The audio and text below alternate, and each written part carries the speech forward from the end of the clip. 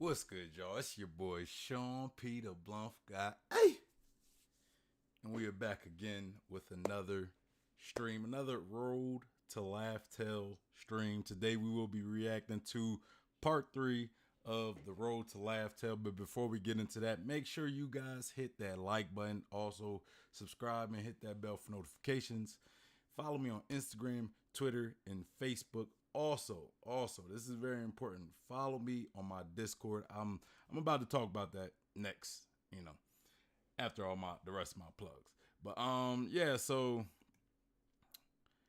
if you're looking for a One Piece community, make sure you go check out the One Piece Discord and the One Piece Facebook group. All of these will be linked in the description below.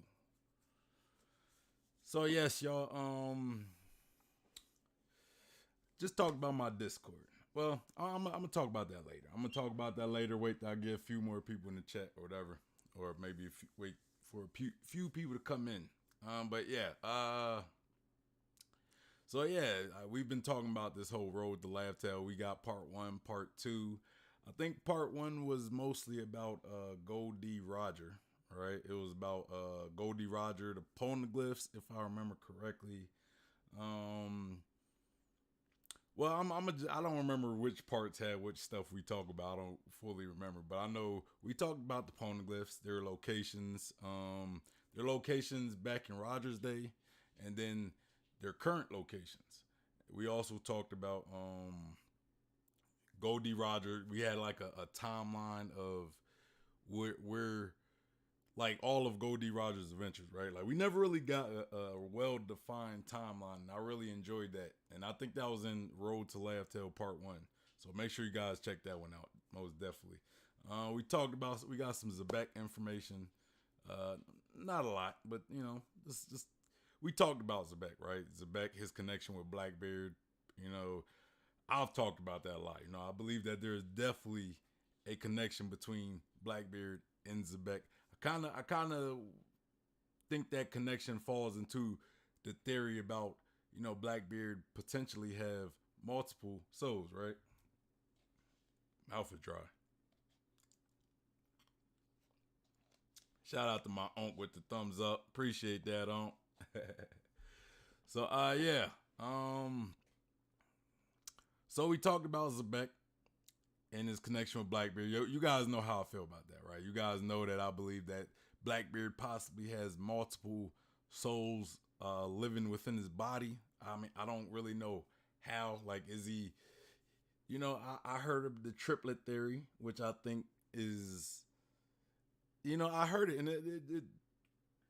it sounded like it could be legitimate, right? So I think whatever's going on with Blackbeard has to do with multiple people, right? Whether it's multiple souls, multiple personalities, or the triplet theory. But one of them three, right? Like I think it's multiple like I think that's what gives him that ability to eat 3 devil fruits. I don't know if it's really him eating them or if it's like other people helping them, right? That's kind of what I believe. Plus, we also had that one scene in Jaya where they met Blackbeard, Luffy and Zoro and Nami. They met Blackbeard, and Luffy and Zoro pretty much said it's not him, it's they, right? Like implying that there's multiple people in Blackbeard's location. We seen him sitting, he was there by himself, right? He was there by himself. I heard people say maybe he was using his devil fruit to hide his crew. That could be the case as well. Maybe his crew was around him in his using his Yami Yami no Mi. But we also heard about we heard like the Whitebeard pirates talk about how Blackbeard has a very unique body. Has a very unique body. He doesn't sleep. You know what I'm saying? I think could that have been the case that he was hiding his crew? Yeah. But it's like I think that on top of when you take that into the context of him having a unique body, and then we hear Buggy and Shanks talk about how he doesn't sleep, and the fact that he's able to eat multiple devil fruits, I don't think that statement that Zoro and Luffy made was has anything to do with him hiding his crew, right? Like when you look at the context of some of the other things, if you took that in itself, if you just took that by itself, and there was all these other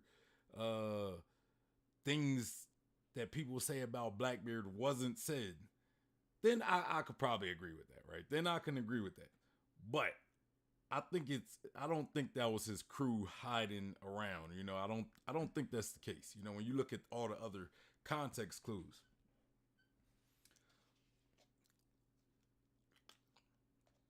Man, my mouth is dry. I think it's something I had earlier. Had like this taste in my mouth. I had I drink like creatine and all that stuff, so I think it's that creatine taste. But yeah, so I'm trying to think what else we got from those chapters. We got a little information on the Yonko.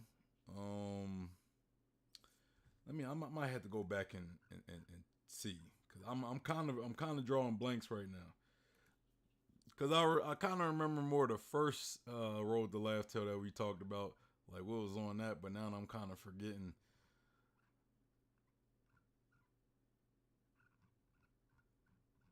Okay, what is you doing? What is you doing? All right, so we talked about the abolition of the seven warlord system, right? We talked about that. We talked about Sabo's status. What's going on with him. A lot of people think he might be captured. I don't know. I hope not. I don't know, but I hope not, because I don't want to see another Ace retrieval arc. You know what I'm saying? Except this time with Sabo. We already see that Sabo has Ace's devil fruit, right? So, what would like, how much of a copy would that be for Sabo to have Ace's devil fruit and then him to get captured like Ace, and then Luffy has to go save him again, and then the only thing different about the situation is Luffy actually succeeds. It still would be kind of a replica, and I don't want to see that. I would rather see something along the line as Luffy getting captured and Sabo having to be the one to save him. You know what I'm saying? I would rather, if we have to do another rescue arc, rescue mission, or whatever, I'd rather see that. I'm not psyched to see Luffy having to save another brother. You know what I'm saying? Like, So yeah, we also talked about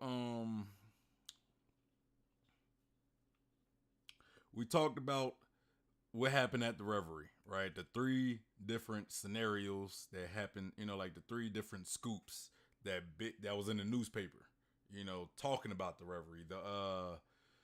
The everyone or like Sabo status, the incident involving Alabasta, which I think that is, from how it says in the Laughtale that we in the Road to Laughtale, it kind of makes it seem like something happened at Alabasta, which it could have been the case, but how I remember it in at the moment when we was reading it in the chapters, it was something at Reverie that has something to do with King Riku and Vivi or something. But at Reverie, not Alabasta. But the way how it's kind of talked about in the Road to Laughtale, it seems like it's something that happened in the Kingdom of Alabasta and not at the Reverie, right? And then we also has the third scoop, or the other scoop, was the warlord system abolishment, right? What happened with them? We know one thing we know for sure. We don't know the fates of the warlords, but one thing we know for sure is that that Buggy, like this is what we learned last chapter, right? Buggy is officially a young, or not officially. I'm not using that word. Y'all can use that word. I'm not using that word. According to the newspaper, the newspaper deemed Buggy as the fourth emperor, right? The fourth Yonko. So, going off of that, you kind of got to like, what happened in that situation, right? When the world government and the Marines went for Buggy. You know, what happened between that time and him becoming quote unquote Yonko? You know, what happened? What did he do? That kind of makes me believe Buggy, or Buggy's crew at the very least, came out on top of that. You know what I'm saying? And but even coming out on top of that, it's like there had to be some.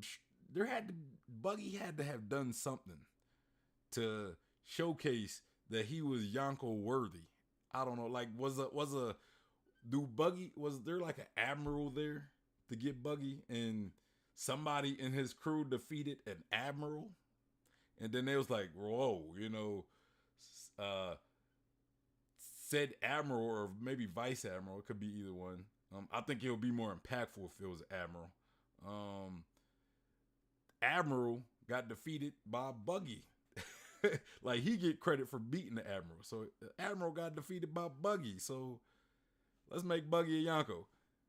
Or maybe it's just his crew, right? His crew is just, he has such a strong crew where they just see him as worthy of being Yonko. I don't know, right? I don't know. Who knows? Who knows? Hopefully we'll get more answers on Buggy's fate or what happened with Buggy at that point later, right? Uh we also talk a lot about Shanks and Blackbeard. You know, we get kind of a run through with Blackbeard's crew. You know, his 10 Titanic captains, and there's still a 10th one that we haven't seen yet, right? We haven't seen yet. I think I kind of gave my own speculation of Blackbeard potentially being the 10th Titanic captain. You know, and y'all probably saying, "Well, I don't get it. How could the captain? How could the captain of the crew be one of the commanders? I guess one of the 10 commanders or one of the 10 Titanic captains, right? How? Well, you know, this kind of goes back to the whole Blackbeard having multiple personalities thing I said, right?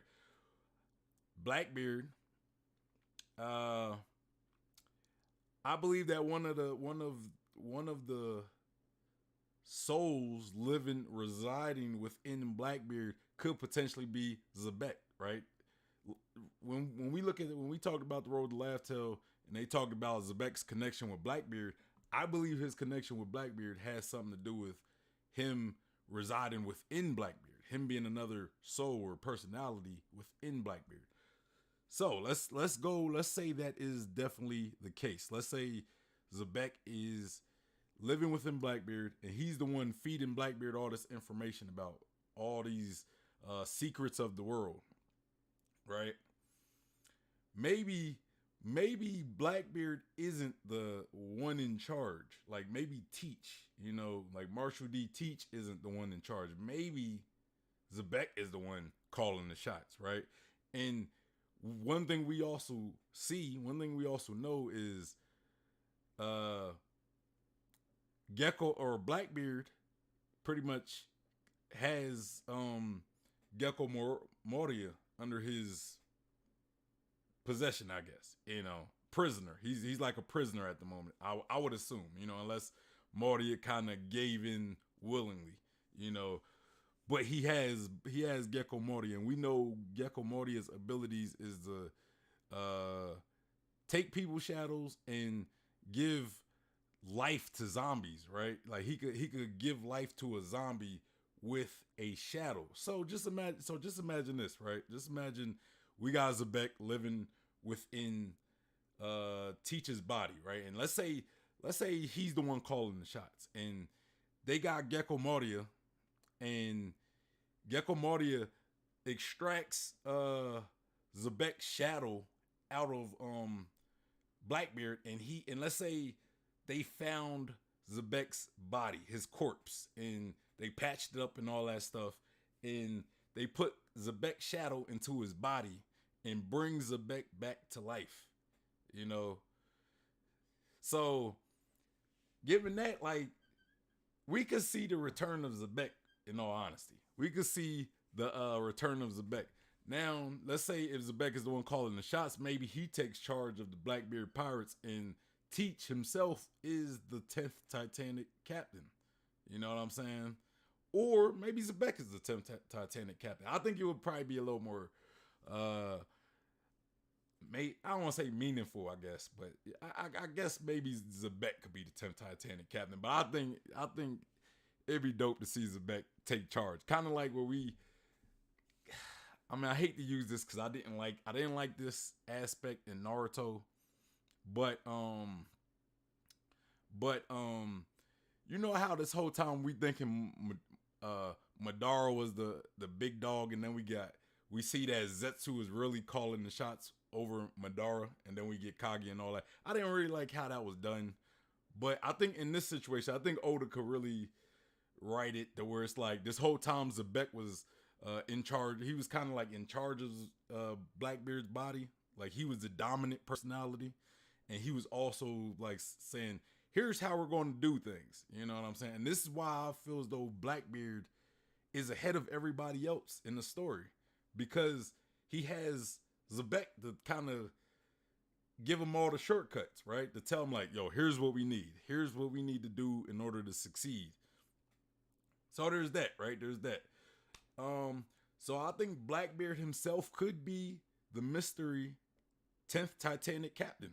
You know what I mean? And we could see it to where Zebek is really the one that calls shots, and once he gets his own body back, maybe he takes that leadership position in the Blackbeard Pirates. Or maybe he's just the 10th Titanic captain. I think that's, because it would make sense to leave Marshall D. Teach, like Blackbeard himself, in charge of his crew. That would also make sense. I'm not against that either. That's probably the more likely, even if they do bring Zebek back out of Teach's body, Teach probably still gonna be in charge. You know what I'm saying? But I could see it being Zebek as well. I think that would be a nice plot twist. You know what I'm saying?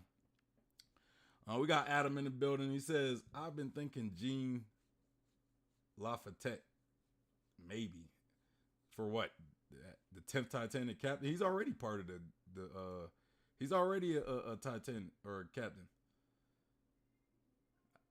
I don't know how he'd be the mystery 10th one. He's already a captain though. But yeah, so what else did we talk about? The last road to Laughtale.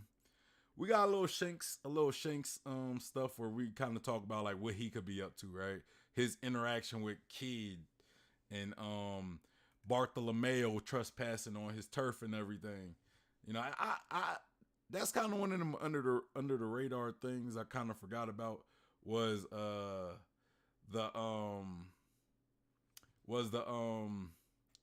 Bartholomew pretty much like going to Shanks' territory and starting stuff, right? Like I think that was the cover story that we seen before, right? And then the connection with Shanks, Blackbeard, right? Shanks and Blackbeard. Now y'all know I like Shanks. I do like Shanks. I know I kind of talk about him, because a lot of Shanks fans, y'all kind of are annoying. I'm not gonna lie, y'all are annoying.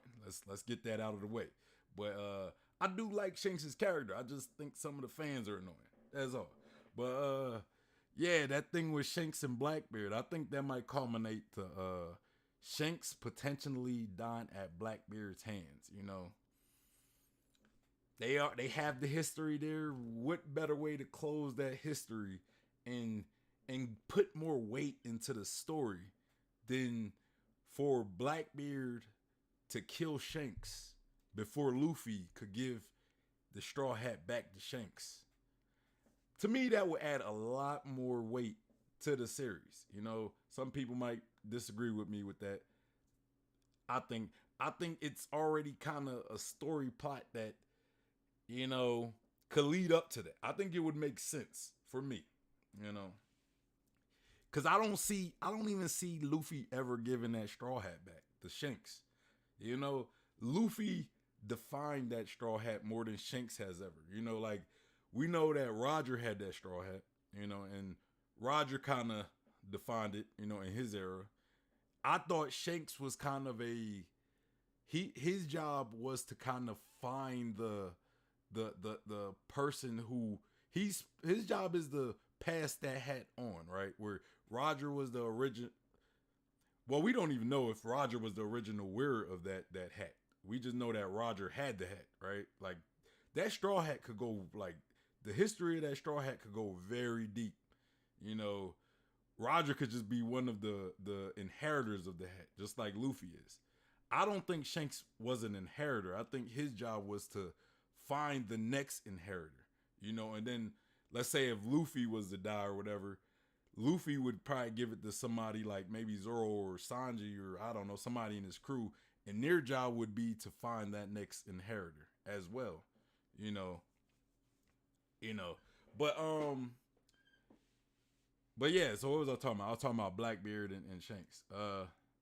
Yeah, so I don't see Luffy ever giving that hat back. Adam says not no to be in charge. No, I don't think so. I don't think Lafayette is going to be in charge of the Blackbeard Pirates. Why? Like, why would he be in charge of that? In a realistic way, I'm not like going like roundabout ways of name and meanings and stuff. I mean, like I don't. If Lafayette is in charge, then still that doesn't answer who's the mystery. That doesn't like solve the mystery captain. You know, because you're just if you take you're just switching places with Blackbeard and Lafayette, and then you still got a mystery person on their crew. You know, and I doubt Lafayette is in. Like, I don't see why he would be in charge or I don't know where you got that from, Adam. Like I don't even know how to get that energy, bro. That just seems like that seems like an insane stretch. But yeah. So oh yeah, and okay. We also went over all the swords, the 12 Supreme Wazimono blades. We know Rogers Aces and Whitebeard's was it Murakuma Giddy? Murakuma Giddy. Then we got Mihawk's Yoru. Then we got Katetsu 1. We don't know the wielder.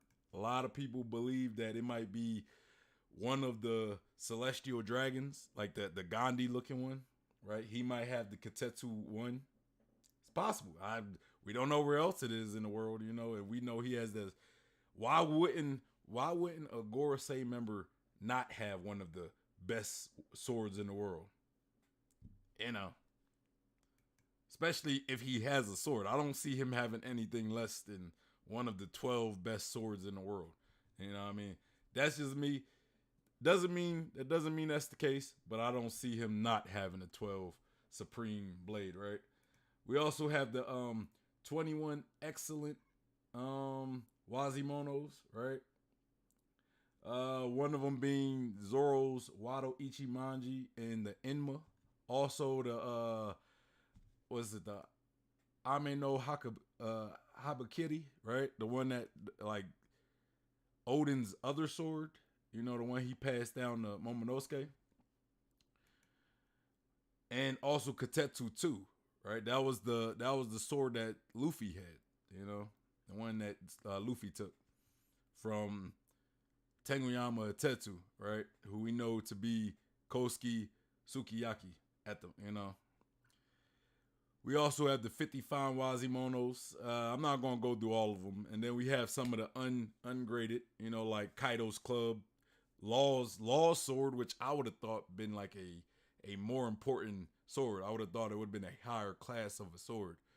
But, you know, Law doesn't really use his sword like normal swordsmen. So, you know, I don't think he necessarily needs a high grade sword.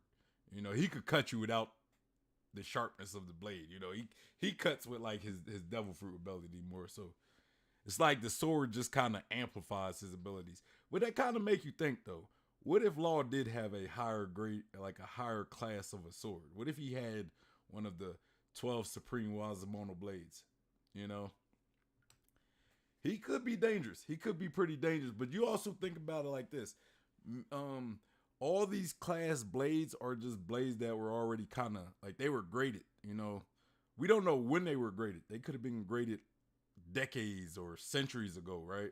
So, you know, maybe his sword is just a newer created sword, right? But it could still be a very high quality sword.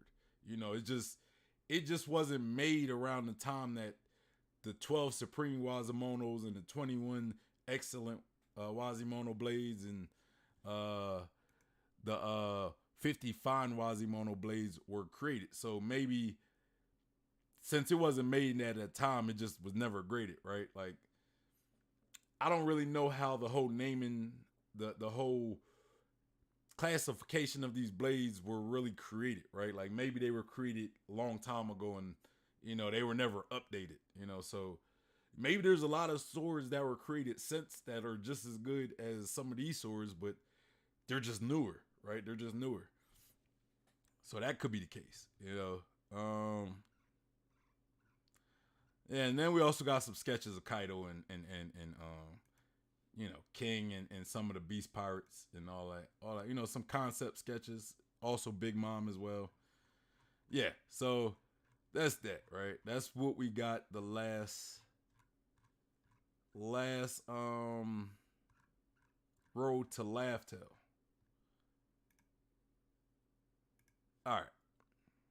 So now let's get into the third one that pretty much recently dropped, right? But before we get into that, let me drop some news about the channel, right? Let me drop some news about the channel, what's about to happen with this channel.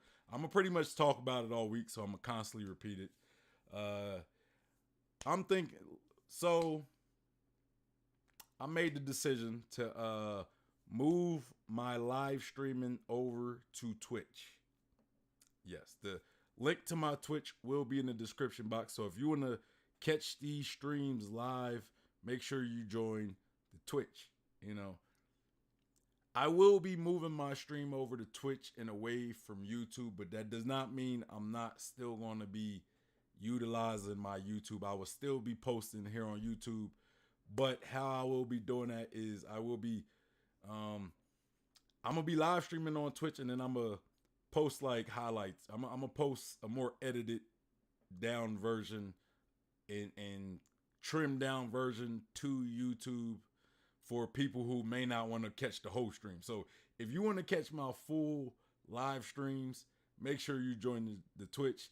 If you're cool with just watching like highlights of what I say in the streams, because maybe you don't have time to watch full streams. I get it. You know, people are busy. I get that. So that's what the YouTube is going to be for. And I'm probably also post other videos as well. But I will say, I think the chapter comes back. When does the chapter come back? Somebody let me know in the chat when the chapter comes back, because I might make that change when the next chapter drops. I think that's what I'm gonna do. We're going to move over to Twitch when that next chapter drops. What's the day? The 10th. I want to say it drops like the 27th or something. I'm not sure. But anyway, that's going to be the case. Make sure you guys follow me on Discord, especially if you want to catch these live streams. But let's get into this road to Laughtale.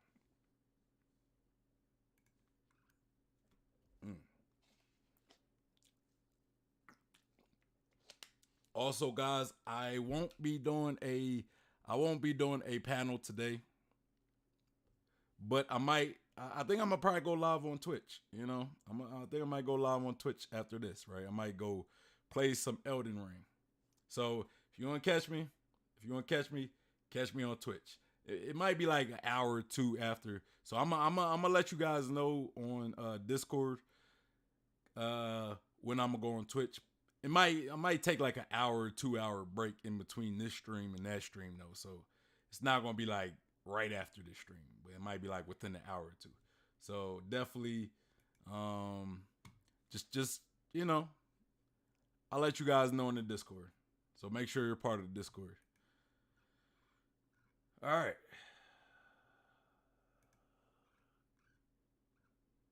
All right, so this is The Road to Laughtale Volume 3. So, all right, so from TCB Scans, please support the official release when available in your region. Most definitely. Then we got, you see the translator. This is so you guys know who, give them some credit, right? They put in all this work. We got PTG and Ramble. I'm not gonna say. Y'all see it on the screen. These are the people. All right. Road to Laughtale. We see a drawing of Yamato. All right, so One Piece Road to Laughtale, Volume 3. These are the table of contents. Let's keep it moving. All right, so deciphering the future of One Piece. All right, One Piece next. So we see the dum, duh, duh, duh. We see the drums of liberation going off. Its user's body gains the properties of rubber. In combat, they're supposedly only limited by their ain't my nose stuffy. By their imagination, putting smiles on faces far and wide. They are the embodiment of the warrior of liberation, sun god Nika.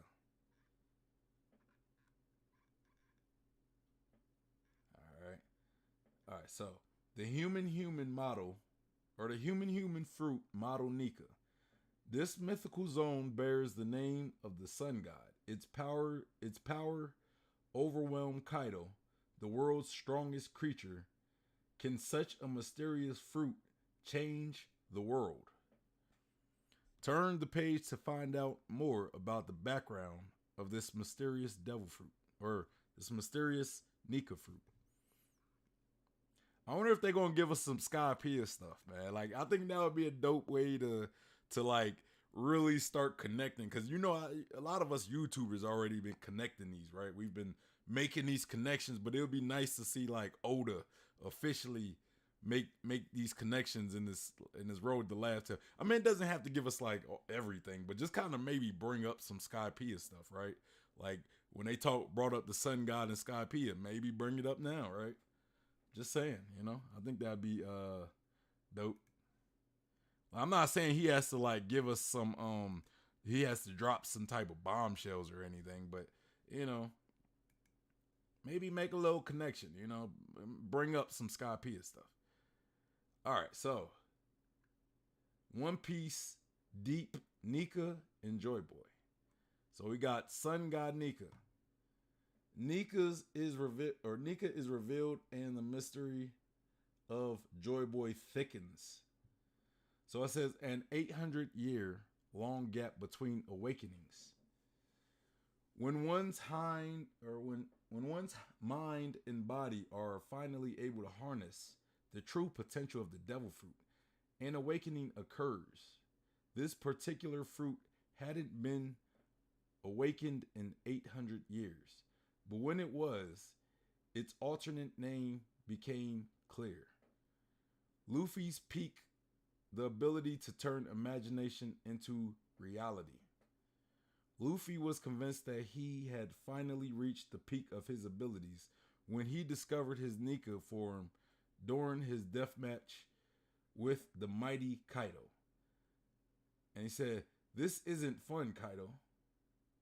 I thought he said, "This is fun." No, I read that wrong. I read that completely wrong. "Isn't this fun, Kaido?" I was like, what?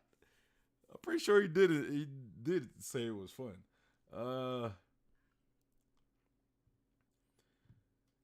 Monkey D. Luffy Gear 5 Mythical Human Zone Fruit Model Nika. And then we see that panel with Who's Who. It said the legendary warrior of liberation. Despite having no way to verify the legends about him, slaves in ancient times continued to believe that he'd be their salvation. Man, it's dope how it comes all four circles, right? Like, Luffy has been like a liberator. He's been liberating people left and right, and liberating slaves, liberating countries from oppressive regimes. And this whole time is just like he's pretty much Nika, right? Or Joy Boy, you know. Um,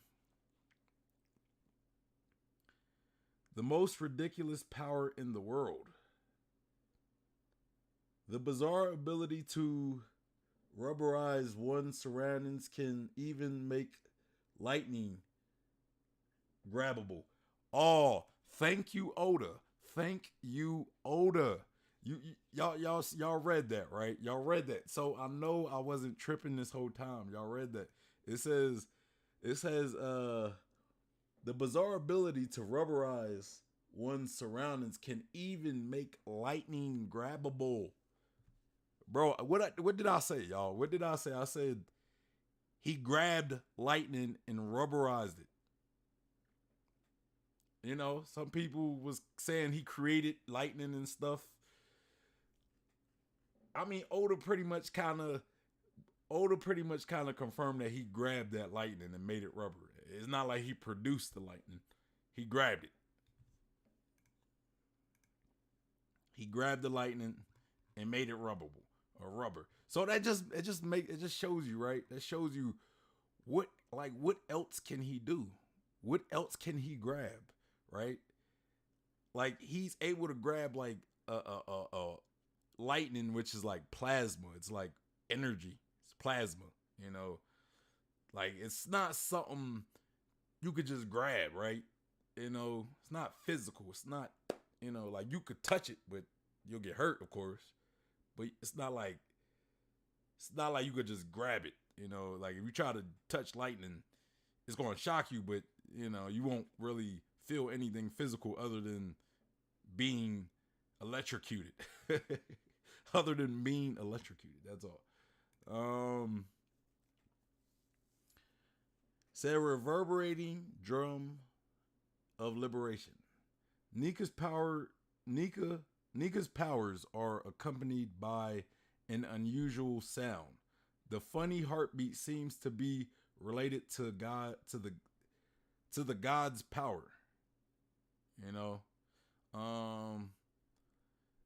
yeah.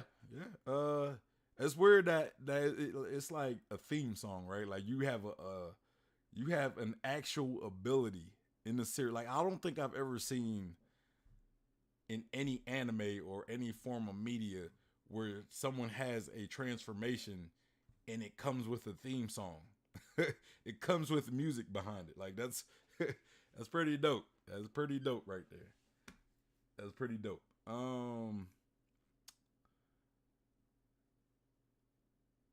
All right, so it says fate or coincidence ties to Skypiea. That's what I'm talking about. We getting some Skypiea information, or just something small. That's all I wanted. That's all I wanted. Just give us a very minimal connection of Skypiea. I'm not saying give us something that's going to like ruin the story, but just give us something about Skypiea. Just let us know. Just let us know that we not tripping for connecting all this with Skypiea stuff. Just give us that, Oda, please. Appreciate that. A folk song with the same rhythm as Nika. Could this be related to the staunch believers of the sun god in the distant past? Yes, I would definitely go far and say it definitely does have some connection. The hidden status of the Nika fruit. Testimony 1, who's who. For whatever reason, information of Nika doesn't seem to be spoken about within the world government. Despite this, a very harsh punishment was given to who's who when he let the fruit and its secret slip through the through his claws. Yeah, he's a cat because he got claws. I guess. And it says testimony 2, the 5 elders. It was noted that the fruit seemed to be, what's that say? Evading the world government. Brother, like the font they use for these, man, it just makes it hard to. World government, it's it on its own accord. Okay. All right, so it says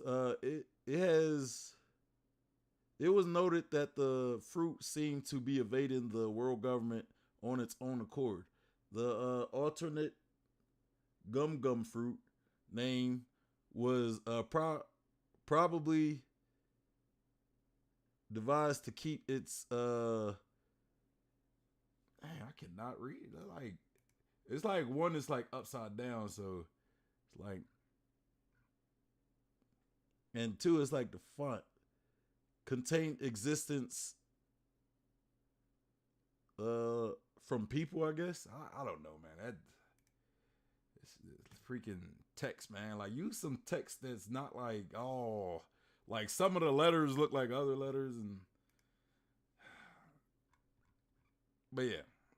So yeah, pretty much I'm gonna just paraphrase it. I don't fully know what the text is saying, but pretty much saying like the devil fruit has been evading the world government on its own accord, on its own will, for over 800 years, and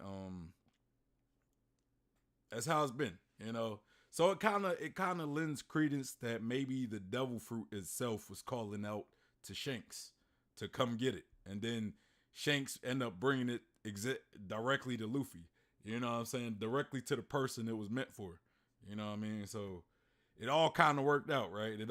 But it's kind of like the fruit's doing, right? Like the fruit decided this. So it kind of leads me to question: did Shanks go to the Gold Kingdom?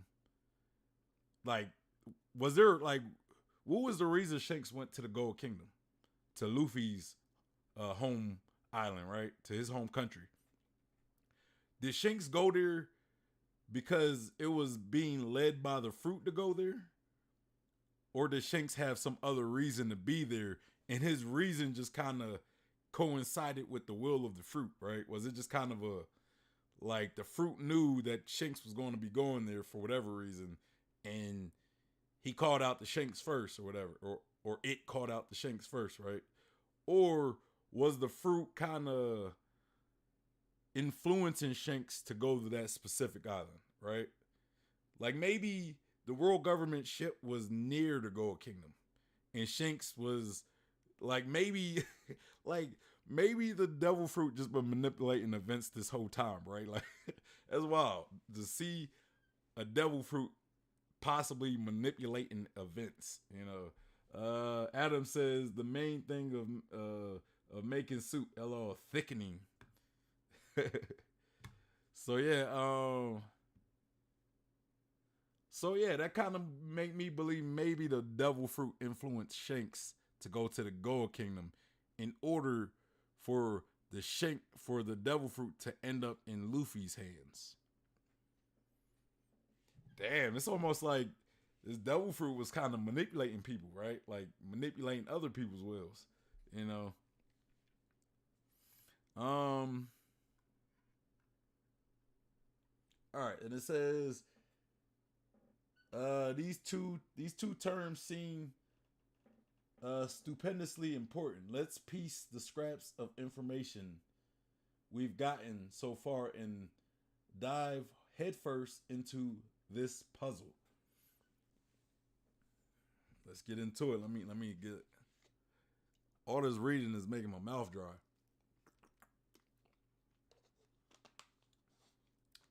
All right. So we got an apology letter for a broken promise. Long ago, a poneglyph arrived on Fishman Island with an apology letter addressed to the mermaid princess carved into it. Okay. His vow is still important to Fishman Island as it was passed down from generation to generation. And it says they continue to wait for Joy Boy's successor to fulfill the pledge. So yeah, so we know that Joy Boy apologized to the Mermaid Princess, whatever it was. We don't know what this apology was. I guess a lot of us assume that the apology was taking them from Fishman Island and bringing them to the surface, right? We also know that they promised Joy Boy that they would protect the Noah for whatever reason. You know, it's one of them things that me and Angel kind of go back and forth with. That what is the purpose of the Noah, and why is it at Fishman Island of all places?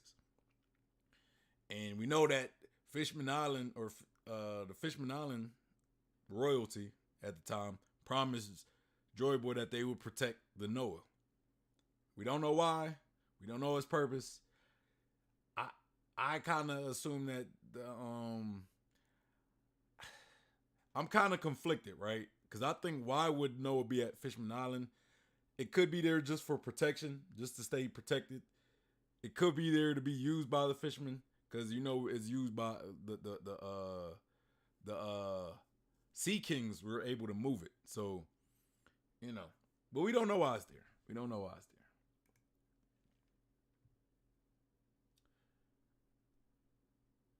And then it says his treasure is on the final island.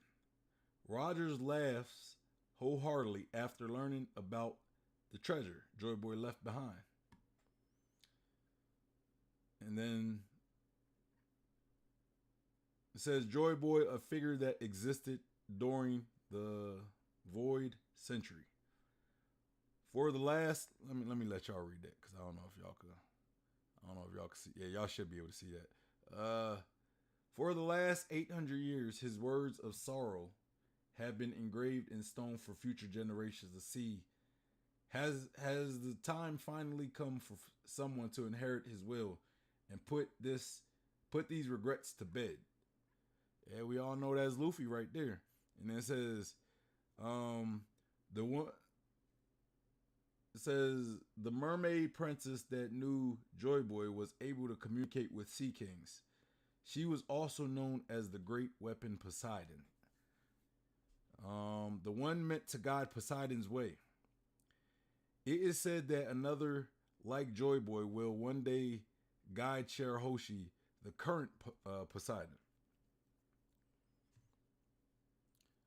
And then we say, who will answer the prayers of the past and be the Joy Boy of the present? Zunisha recognizes the nostalgic sound of his comrade, 800 years without the drums of liberation. Yeah, so you know, we kind of go back and forth with this, and the wording of this kind of definitely makes it seem like, you know, Joy Boy and Luffy, like Luffy's not a reincarnation of Joy Boy. You know, he's just a completely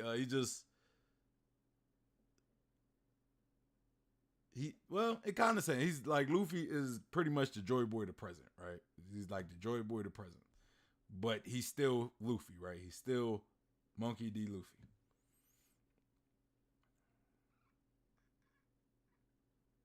Okay, so okay, now this is some good stuff right here. This is some good stuff. I like this. One Piece data devil fruit compendium, right? And on this page we're getting it says devils hated by the sea, the forbidden fruits of temptation. And so now we are getting Promethea types. Okay, this is gonna be the Promethea type list. So now we could sit here and actually kind of recount all the devil fruits that we've seen up to this point, all in one place. All right, so we got the art fruit held by Jorah of the Doflamingo's crew, right? The Don Quixote's pirates. Then we got Khalifa, part of CP9, with the bubble fruit. And then we got Pika, the stone fruit. Of course, Mr. Don Quixote Doflamingo himself from the Don Quixote family, Captain, might I say. The string fruit wielder. We got Pseudo, the wash fruit. Hold on. Pseudo, wash fruit. Wash fruit. I thought what was it? What was the wash fruit? Pseudo. She had a devil fruit. Hold on, y'all. I gotta look this up. I thought Khalifa was the wash fruit. Oh, I'm thinking Osudu. I'm thinking Osudu. Yeah, this was what's her name? You know, she's one of the old heads of the Marines. She'd be like garping them.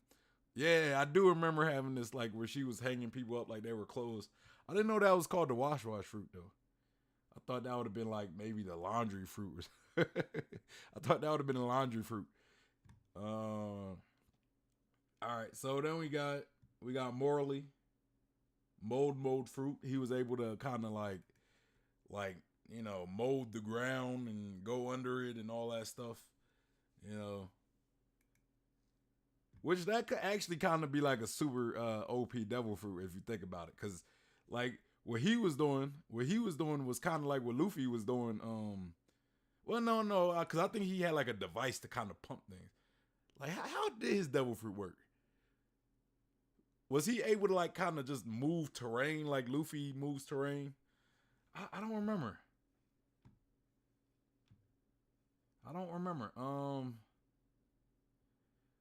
Parvision said, "Nah, Sudo is Washu no me the most powerful fruit in the game. I always say if I had the devil fruit in real life, it'd be Sudo's wash fruit. It's great. Yeah, that's why I agree with it. I agree with you. I just thought they meant Osudu when they said Sudo. I was like, oh, Sudo. I don't remember her having a devil fruit. When did Osudu have a devil fruit? like Kinemon's wife. That's who I thought they was talking about. But yeah, I thought Khalifa had the wash fruit, but she has the bubble fruit, and then Alvita has something similar as well, but I don't remember it. Hers is the slip fruit. All right, so then we got Scratch Man Apu, Mr. Checkaroo. I can't do the voice today. My I don't even know. I can't really do Apu voice. He got kind of a higher pitched voice. My voice is a little too deep. Them low pitches a little hard for me. A little hard for me. Then we got Trafalgar Law's OP fruit. Yeah, we don't know Mr. Law's fruit. And we got Hina bind fruit. Before we get into it though, I wanna see this whole line, because Parvision coming in here saying it's the most OP devil fruit. What makes it the most OP devil fruit? I don't remember it being that OP. Like Parvision saying like it's like the most OP devil fruit. What makes it so broken? I don't remember it that well, so I gotta sit here and look it up since I'm already there. All right, it says the main strength of devil fruit is that it allows Sudo to wash and hang out to dry people and objects as if they were clothes. This seems to render her victims unable to fight back or move. According to Oda, villains who have been dried get their hearts a little better, cleaner as well. Their evil hearts become fainter, so that's a dangerous ability against pirates. I mean, I guess in the I guess it could be. Oh, I don't see how it's OP though. Like, how would it be? how would it be like in the fight, right? Like in the fight, how would it be so OP, right? Like she has to kind of get a hold of the person first, but like somebody like Law, I don't see her being able to handle somebody like Law. Or what about Sugar, right? What if she tries to touch Sugar? Like I'm trying to remember how this devil fruit is so OP because I don't remember it ever being so OP. Like I get its abilities, but I'm trying to think of like the practicality of it, like the practicality in battle, you know. But yeah, it says Suru has so far been seen disabling pirates with this power. She can also clean a limited amount of evil out of her opponent's hearts, rendering them slightly less evil. It is unknown how she activates her powers. Yeah, I don't get how that's so OP though. Like Par Vision, you know, I don't get how that's so OP. You saying he says, I gotcha. Yeah, all their fruits are pretty broken, not gonna lie. Khalifa can weaken your physical strength. Suru can wash away evil, and Alvida dodges all physical attacks. I kind of feel like Alvida's might be kind of the most broken. Cause she could literally just kind of like tank physical attacks, kind of like Luffy, but even in a more crispier way, right? It's like even more crispier because it just kind of slides. Like she's just like, oops, slip and slide. Like she, like I feel as though Luffy's ability was always like limited because it only like tanks physical blunt forces, but not like swords. But I'm thinking Alvida. I don't know. Could she like avoid like any damage from swords and punches? Because if that's bro, that's broken, bro. Like come on.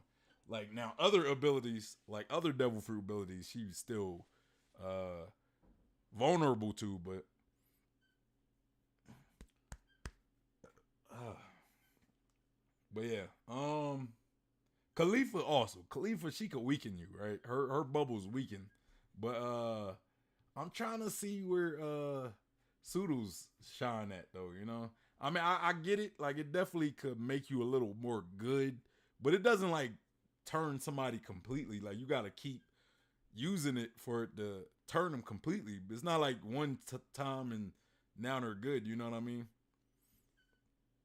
I mean, I do see the brokenness in it though. I do see the brokenness in it, but giving it like the most power fruit, devil fruit in the game, that's a strong statement. That's a strong statement. Parvision says in SBS Oda says Sudo can clean your soul. Um yeah, that's kind of what the Wikipedia says as well. And he said, who is the character next to Sudo right now? Doflamingo. No one's powers can change Doflamingo. But she can. She can, but it's like she has to actually do it, right? Like, how is it activated, right? Like when I look at brokenness, I also look at like the ease of it, right? Like let's say Law, for example, or no, I want to use Robin because to me, Robin probably has the most broken devil fruit. You know what I mean? Because her arms could sprout anywhere. You know, like her limbs could sprout anywhere. Like just imagine she just sprout like a fist in your throat and you can't breathe. You know what I mean? Like, come on now. Like Robin and Law and probably Big Mom have like the most broken abilities, you know. Like I think them three probably and probably Kuma as well. Kuma as well. I think Kuma's devil fruit pretty broken too, because he could repel like anything. Like Kuma could probably do something like that. He could probably like repel evil out of somebody. Maybe not. I don't know. Maybe not. Maybe I'm just tripping. But if he could repel pain out of somebody's body, I don't think it's a stretch to say Kuma could repel evil out of somebody.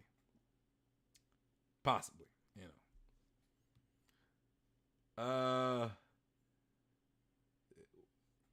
Parvision said, "Oh yeah, no, but if I was a Gart level strong, then this is just the best add-on because no one in the verse can do what she does." And then you gotta look at like this Parvision. It's only really broken against evil people. It's only really broken against evil people. If she gets in the fight with somebody like Garp or Sengoku, they waxing her because they don't have like those evil type hearts. You know what I'm saying? So they whack, And then it's like, okay, let's say you're in a fight with somebody and they're evil, and you take the evil out of them, but you still gotta fight them, right? How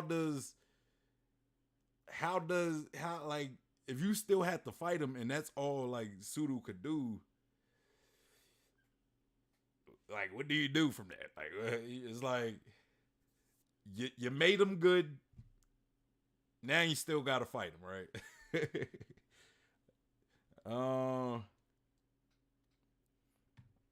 But I get what you're saying though. Like somebody like Gart, man, that'd be scary right there. That'd be scary. You could make the whole world a better place. It's definitely broken if you try and change the world though. If you try and change the world and make a better place, I get what you're saying. He says, Adam says, love that. Parvision says, you try to make Doflamingo a good person. I mean, I guess Doflamingo could be a good person, they should have Sudo go to Impel Down and change all the prisoners. Why don't Sudo do something like that? Like make all the prisoners, like, bro, she could literally be the reformation. Like she could literally reform prisoners. Just saying, just saying. She could reform prisoners, send them back into the world, let them be productive people in society.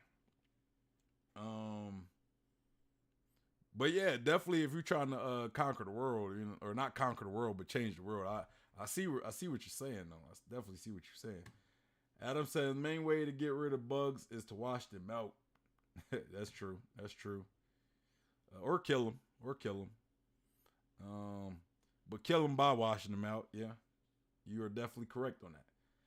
Adam says, I think Alvida would have the same powers as Soft and Wet from JoJo. I don't remember Soft and Wet.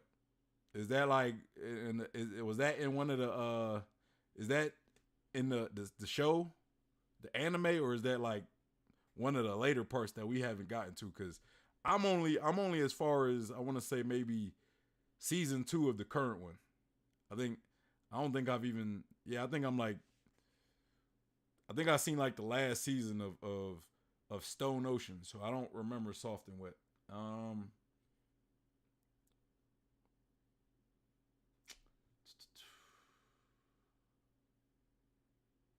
And then Parvati said, haha, yeah, if I was to bring a devil fruit into the real world, Sudo is the best. No one could be able to abuse it. That's true. In the real world, that could definitely be super OP because it's not people like running around like Garp and Kaidos and all these different people, And for somebody like Doflamingo, Sudo's gonna have to wash him a lot because based on how her abilities work, from what I've seen, it only erases a little evil. It doesn't completely change you right away. Like she might have to continually use it for it to actually produce some results. Like just on one person, one person alone, she might have to use it multiple times. Parvati said, yeah, it's not one time, but imagine I have Sudo's power. I box with Kaido for 50 chapters and boom, he is good. But I think you still have to like wash. Like you have to do whatever the process she does where she hangs them out to dry, It's like, can she do it? Like that's my question. Can she do that to Kaido? You know what I mean? Like, cause for example, Sugar has to touch somebody for her devil fruit to work. And Sugar has a very OP devil fruit. But for somebody who's a long distance fighter, right, it's not going to work on them because she's going to have to get close to him. And Sugar doesn't really have any other. She doesn't have any other traits to counter that. You know, she's not a fighter. She's not fast. She's not strong. She's not any of this stuff. It's just she's more of like a like ambusher, right? She brings you in because people don't expect her to be so threatening because she looks like a kid, and then once you get close enough, she touches you, right? But if you're like Usopp and you fight her from a distance, what's she gonna do? What is she gonna do? And same with Osuru. I don't know how her ability works, so it's kind of like, how does she wash it? How does she wash an enemy that opposes her? Is she, because from what we've seen when she do it with all them other pirates, she has to like hang them out to dry. So that obviously means she has to touch them. She has to get a hold of them and then go through a process with her devil fruit. Can she do that to Kaido is what I ask. You know what I'm saying? Now maybe if you're Garp, I guess it's possible. But even, you know, I gotta know how the process work. You know what I'm saying? I gotta know how the process work. Man, we sitting here talking about Osuru, or not Osuru, but Sudu.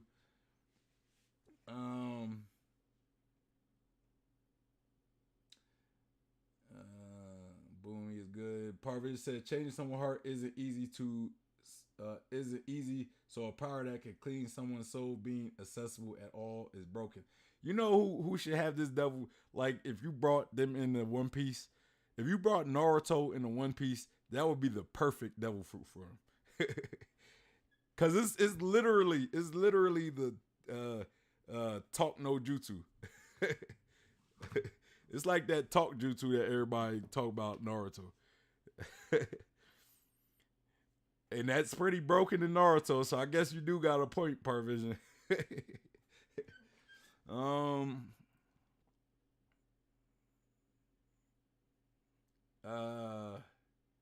Adam said Robin is also the fruit Oda said he would want. I think that has a lot of implications.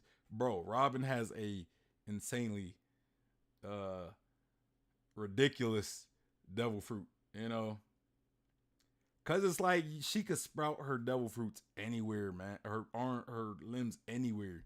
So just imagine if she had like armament hockey, and you know, she, even if she was fighting a Logia, like maybe she could sprout her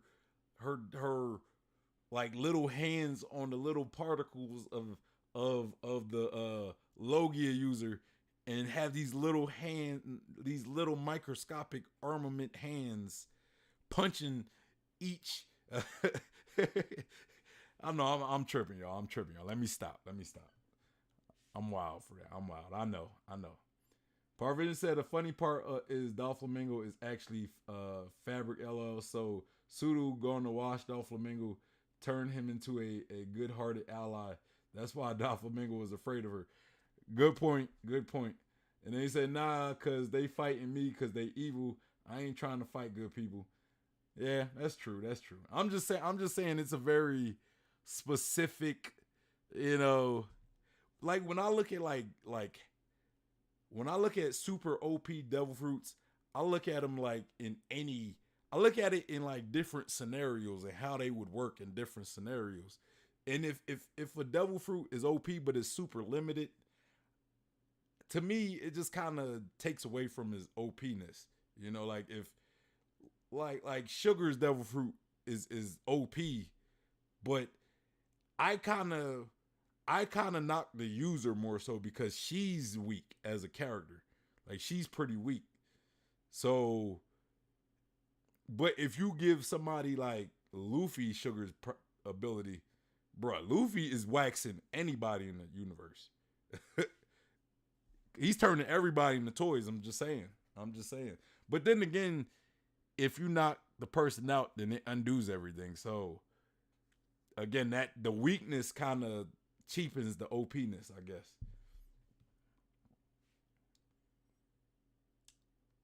But it's still OP.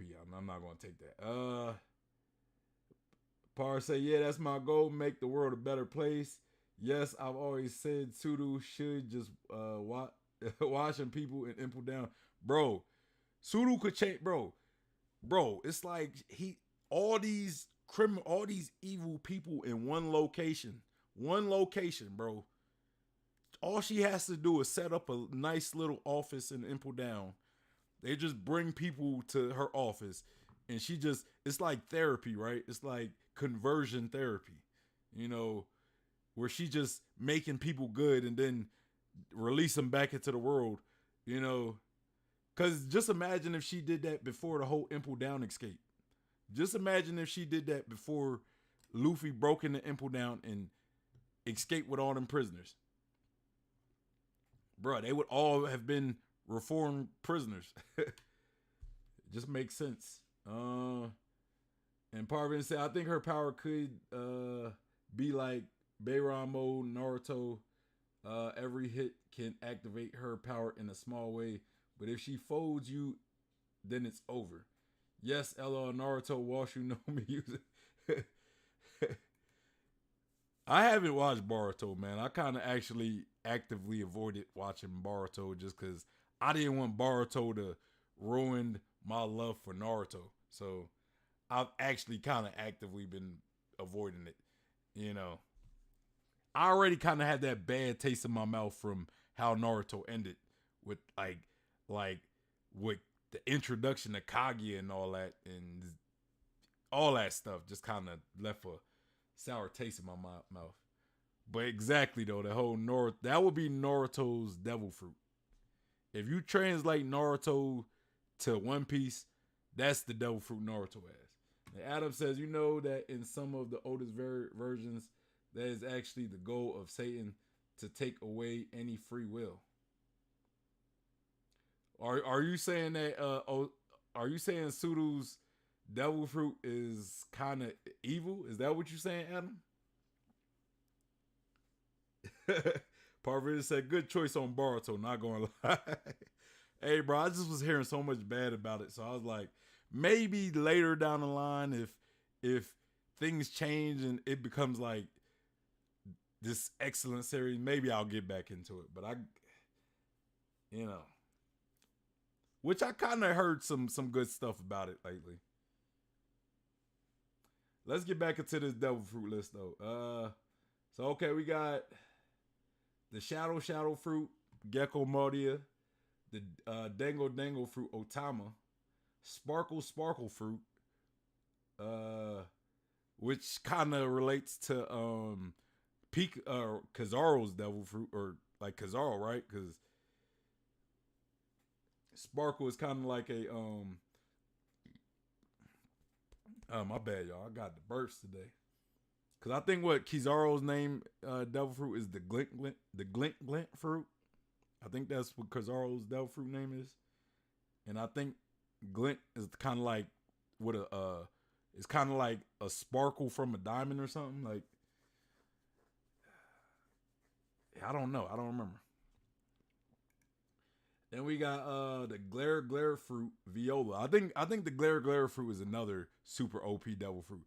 But to me, the glare fruit is like it's like observation hockey to the max. You know what I'm saying? It's like observation hockey to the max. You know. Then we have, and I forgot Viola is one of the bays, man. Viola, Boa, and probably Beiju. You know what I mean? Let me stop though. Robin's up there too though. Robin's up there too. And we got the cook fruit, Strawson. The Quake fruit was first from Whitebeard, of course, and then Marshall DT should end up having it. Then we got the cream fruit, Charlotte Opera. Spin fruit from Buffalo. He kind of like that's what gives him that flying ability. Pow fruit, Charlotte Nusha. What? Who's Charlotte Nusha? Nushi? Charlotte Nushi. I don't remember that character. Charlotte Nushi, the Pow Pow fruit. This guy, they gave him a devil fruit. This irrelevant dude, they gave him a devil. What? I mean, even if he does it even does it even matter? Like, Parvish says, and yo Adam, yeah, it doesn't make sense. Gonna be crazy to see what Oda does with Underworld. Do that with Dragon Ball Super 2 and you're set. Oh yeah, I've been done that with. I actually, I started Dragon Ball Super, but I stopped after the whole Frieza thing because I thought that to me it was just getting stupid. To me it was getting stupid. It's like, bro, Goku almost died from a laser. Like, to me that right there, that nerf Goku in so many ways. To me, like, anybody who argues Superman versus Goku and going to say Goku beat Superman after Goku almost died from a hand laser, and if your argument is Goku was caught off guard, that just makes it even weaker because Superman, you can't catch Superman off guard. If you try to shoot him while he's not paying attention or hit him with a laser, stuff bounce off him. He's still Superman. And guess what Superman has? That Goku doesn't? Laser eyes. Goku almost died from a hand laser. Superman has heat vision. And Superman can also take Goku out outer space and let him die out there too, but because Superman could breathe in space. I'm not turning this into a Superman versus Goku, but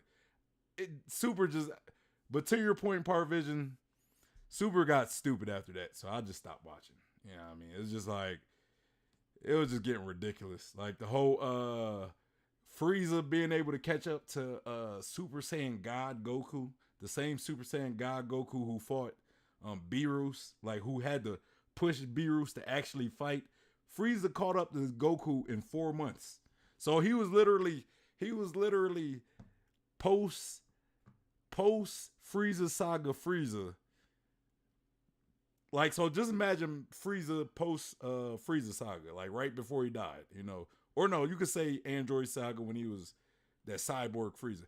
Take that Frieza, and then he died, and then he comes back to life, still that same power, and then in 4 months, he catches up to what Goku took like years to do. That pushed Beerus. That just got ridiculous. That, to me, it was ridiculous.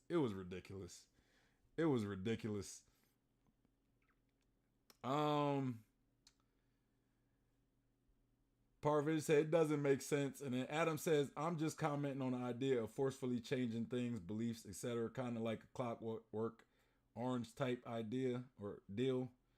Could be viewed of ways. And then Adam said, like, for her fruit, who defines what's good?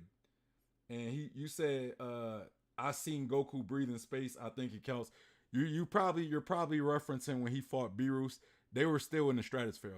They wasn't in space. They was like in the stratosphere. They was in the upper limits of they were still within the Earth's atmosphere when Goku fought Beerus. So he has not ever breathed in space. Unless it was sometime after when I stopped watching, which would be a new ability to me.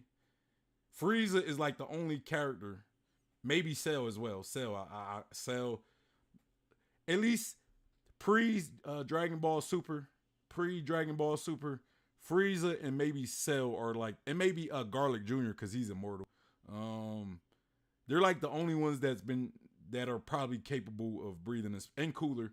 Frieza's family, like Frieza's race, Cell because he has Frieza's cells in him, and Garlic Jr. because he's immortal, and Boo. I almost forgot about Boo because Boo's pretty much immortal as well.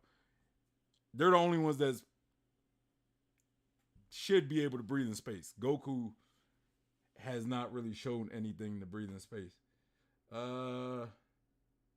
And then you said Team Goku all day, but I have seen Super. I tried. And then Adam says he is already an alien though. being an alien doesn't mean you could breathe in space.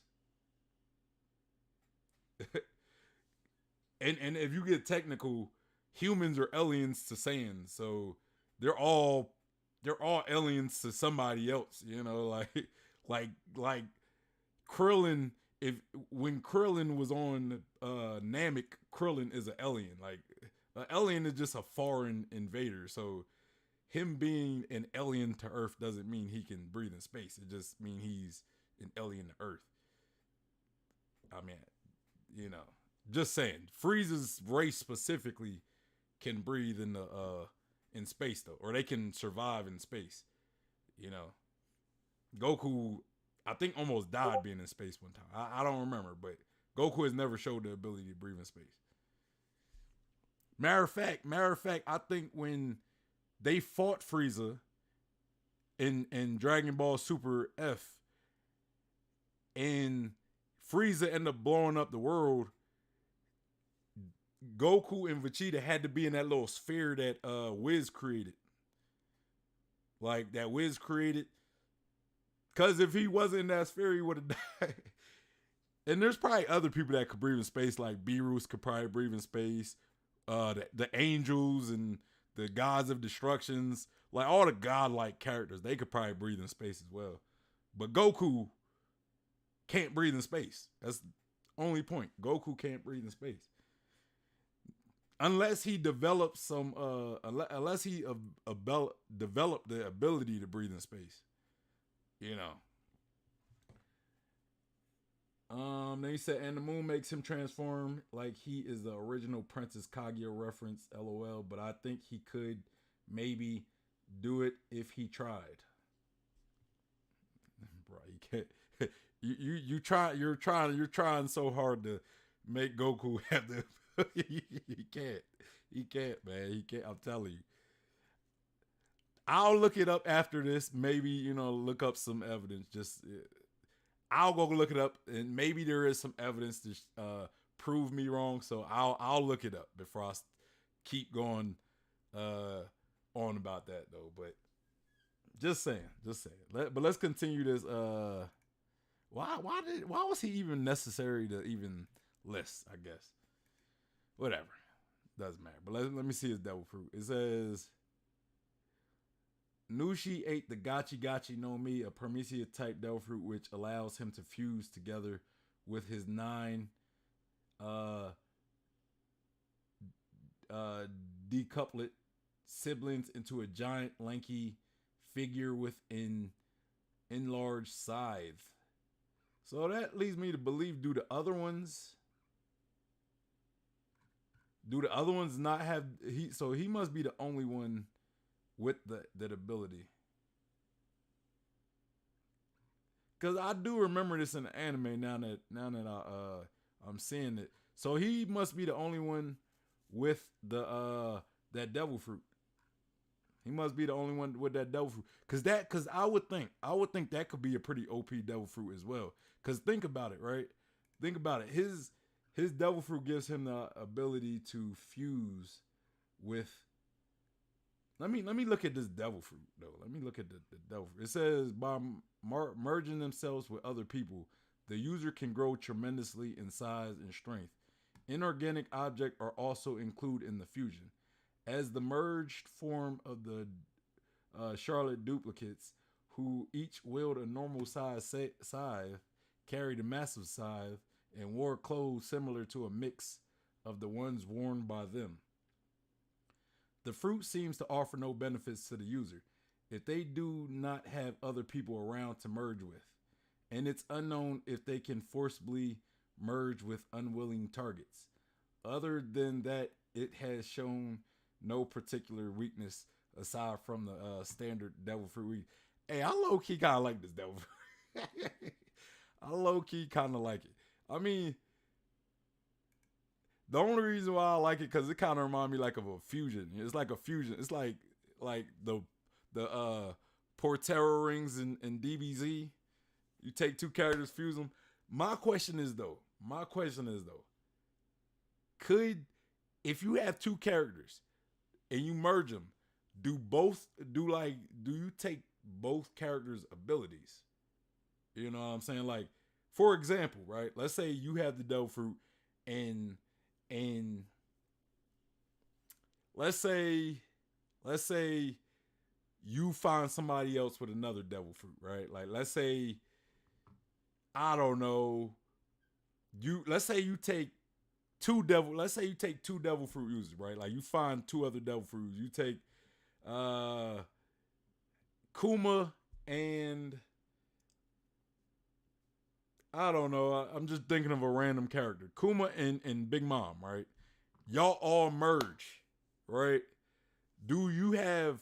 Can you use Kuma and Big Mom's devil fruit as well in that merge, or do they just go? Those abilities go away and you just become big and strong? Because if it's like that, then I don't want it. That's weak. That's garbage.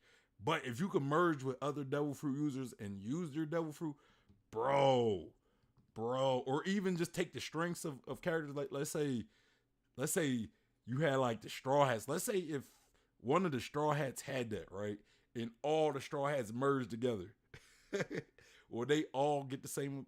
Like, bro, that'd be ridiculously powerful. Adam said, "I'm just kidding though. Kidding about Goku's breathing in space." All right, let's continue. That is kind of a dope devil fruit, though, bro. Like a devil fruit, I never really paid any attention to.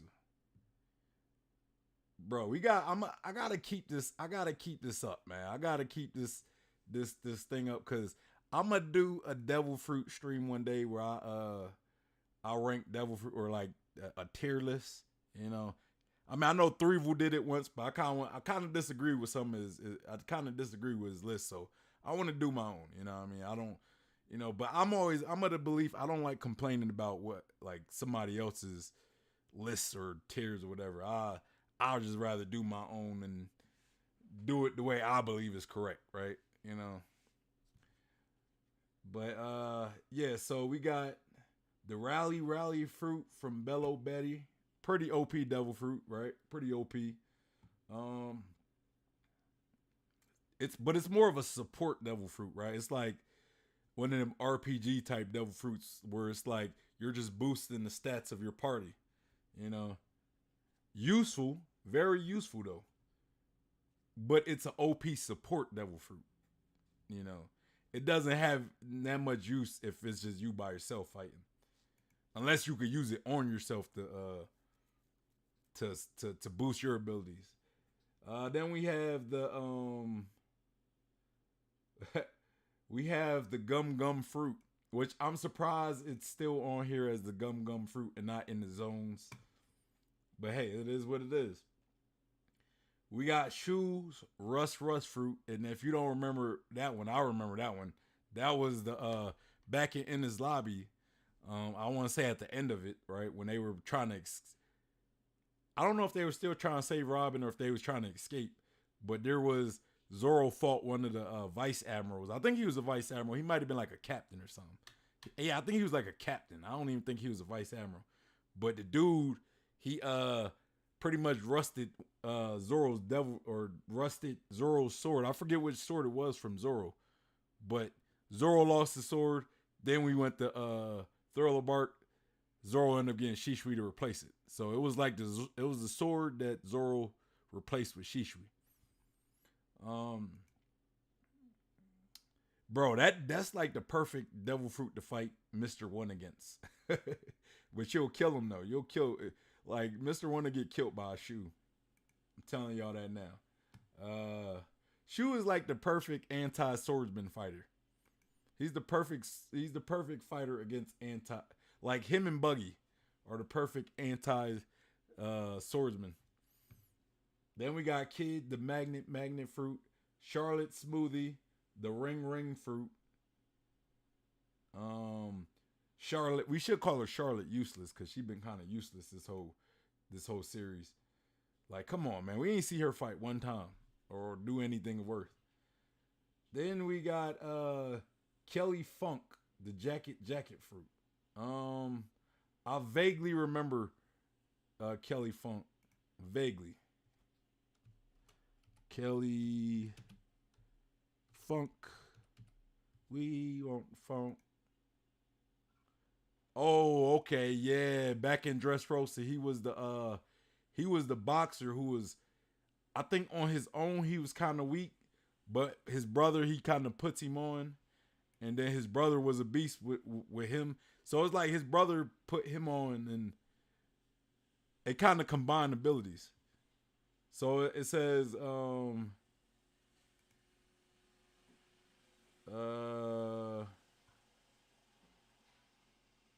got this little automatic vacuum cleaner. Let me see the Jackie no Me. I kind of want to see how it works. That allows the user to become a jacket and be worn by others, which make him the jacket. It said, the Jackie no Me's main strength is to allow the user to become a full skin jacket and others can wear. Humans or animals. The user can then control the wearer's body and gain their abilities, potentially increasing their strength. The user will still maintains the ability to move and talk while turned into a jacket, but it's unknown if they can force anyone to wear. So yeah, it kind of combines abilities. It's like, yeah, kind of what I thought. All right, so we got the Sharon Guru, the Will fruit, Shinobi's ripe fruit, Capone beige castle fruit. I like Capone's devil fruit, man. It's like that's underrated devil fruit right there. Cause bro, you could carry a whole army with you, without being noticed. Like you could go anywhere, carry a whole army with you, and weapons. You could carry like an armory of weapons. Hell, he could turn into a castle. He was able to withstand Big Mom, bro. That's a feat right there. The fact that he was able to withstand Big Mom for a while. Anybody else he could probably withstand for probably a much longer time. We got the swim fruit, Senior Pink, clear fruit, Absalom going to Shiru, the thud fruit, which is Fujitaro's, the gravity ability, dice fruit, Daz Bones, aka Mr. One. Then we got the slip fruit. We was talking about Alvita earlier. Soul fruit going from caramel to Big Mom. The Hill fruit. Man Sherry, the little Totlin. The little Tontata. And then we got the snip fruit from Inazuma, which was back in Impel Down, Ivankov's like right hand. Blue Nose Door fruit, which is one of my favorite devil fruits right there, because it's kind of like you create these little portals and he could go into them, go in his little own pocket universe.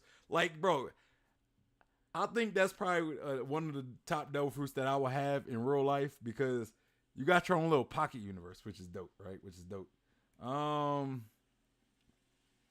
Toki's Tom fruit, Magellan, Venom fruit. Magellan, I think, is one of the most underrated characters when it comes to strength level. Bro, the man almost killed Luffy. He almost killed all the Blackbeard pirates by himself, bro. He had the prisoners of Impel Down terrified. They were terrified. And there was a lot of strong characters. And his devil fruit, bro, in closed settings, bro, Impel Down is perfect for Magellan's ability, because in an enclosed setting, bro, he is a nightmare to face. I would say the two worst characters to fight in an enclosed setting will be it would be Magellan and Akainu. Because Magellan, even if he doesn't hit you, you still going to be affected by his ability. Because those fumes from the poisons, Akainu kind of the same thing. Even if he miss you, that heat is going to feel that heat, bro. You going to feel that heat. And I'm excluding like anybody with awakenings because it takes an awakening. Because like Katakuri is dope in enclosed spaces because he could manipulate the things. But bruh, Magellan doesn't even have to hit you or affect the environment. He just tries to hit you, misses. The fumes are still around. You're gonna smell the fumes, get poisoned, and get sick, and you could possibly die just from being around the fumes. That's ridiculous right there. That is ridiculous. And then we have Spike Fruit, Miss Doublefinger, yeah, back in Alabasta. The Wax Fruit, Galdino, Mr. 3, the Tun Fruit, Mock Vice, part of the Doflamingo, the Don Quixote's family. The Calm Fruit, Cortisone, Paw Fruit, Kuma, bruh. Yo, that's one of my favorite devil fruits, the Paw. Cause I like Kuma. Kuma's one of my favorite characters, and he has one of my favorite devil fruits, bruh. Like, just think of all the stuff he could potentially repel. If he could repel pain, like Parvision was talking about being able to make people good. Could Kuma repel evil from someone? I don't know.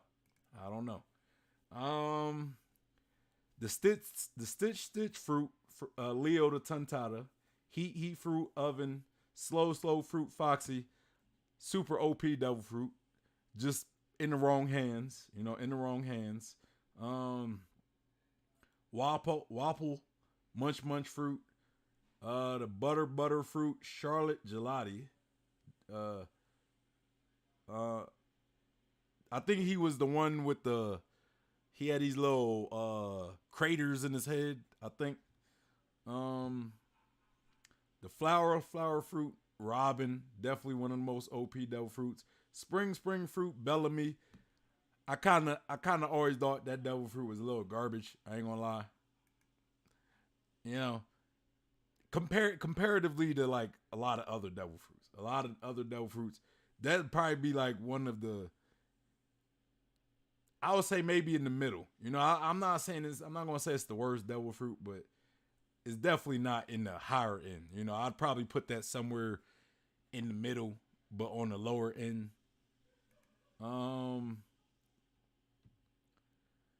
Then we got Gladius, part of the Don Quixote's family, the Pop fruit, Split fruit, Buggy,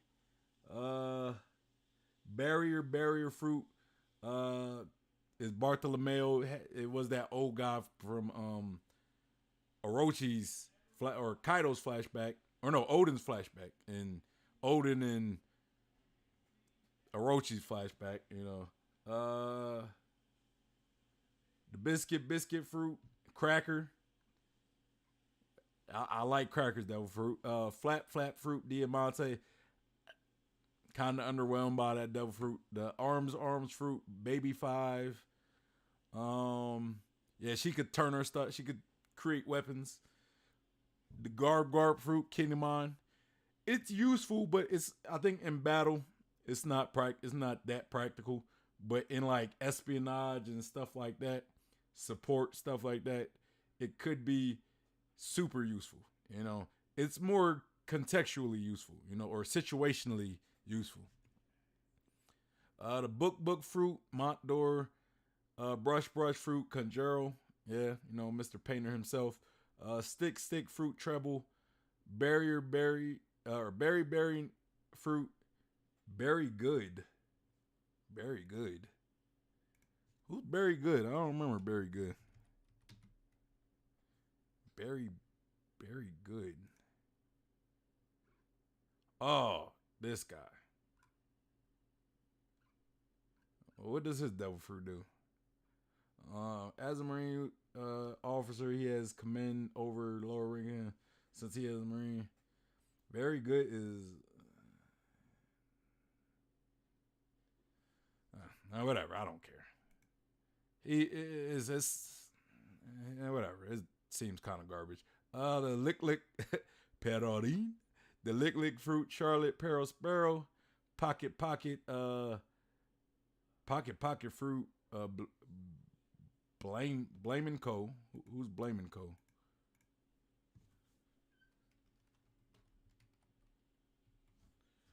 Pocket fruit. Oh, he's part of the Whitebeard. Oh, so he could carry stuff. I'm assuming he ate the Blanco ate the Pokey no Mi, a Prometheus type that gives him pockets in on his body. He can store objects inside of these bodily pockets, regardless of the object size, and pull them back out when he needs them. Any limitations to this power are unknown. So far, he has only pulled out a giant mallet from his right chin pocket. So, it could be a very useful. It could be a very useful ability. You know, just as far as kind of like Capone's, where Capone could he can carry around an army with him and weapons. You know, but maybe a lesser Capone ability, maybe. Like, if I don't know if he's limited to a small amount of weapons, you know, or like, can he carry people? You know, can he, like, what can and can't he carry? You know, is he kind of like Kirby, where he could carry an endless amount of stuff? I don't know. The sugar hobby fruit, we talked about that. Mr. Five bomb fruit. Yo, Mr. Five's devil fruit, I think, could be super OP as well, man. He's kind of like Gambit, right? Like, he could charge up inanimate objects and throw it at you, and they blow up, kind of like Gambit, you know, from X-Men. We got Dafuku, the puff fruit, which is that genie. The hormone fruit, Ivankov, kind of OP, because he could change people's genders, right? He could also probably boost testosterone, which could you know, make you, you know, like a lot stronger, and you know, like it's pretty OP. Just know that, like, as far as like he could do that to himself, make himself stronger. But like, yeah, that's pretty OP. The hollow fruit Perona. The ghost, she could almost like bend your will. She could break someone's will. She was able to, if she could break Luffy's will, whose will can't she break? That's OP right there. That's pretty OP as well. Rizo, the scroll fruit. Vanderdecken, the mark fruit. The clone fruit was Higurashi, the old lady, and then it went to Mr. 2 Bon Clay. The mirror fruit, Charlotte Brule. I like the mirror fruit. I think she has a dope fruit as well. The memo fruit is pudding.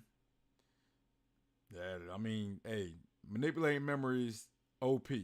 The love fruit, Boa Hancock. Then we got the mochi devil fruit, Katakuri. Brook, the revive fruit. Basil Hawkins, the straw fruit. I wonder if Hawkins could like make straw hats. All right, so that's all the Prometheus. You know, the Prometheus is going to be the longest list because it feels though there's way more Prometheus than there are any of the other. Well, Zones probably be the second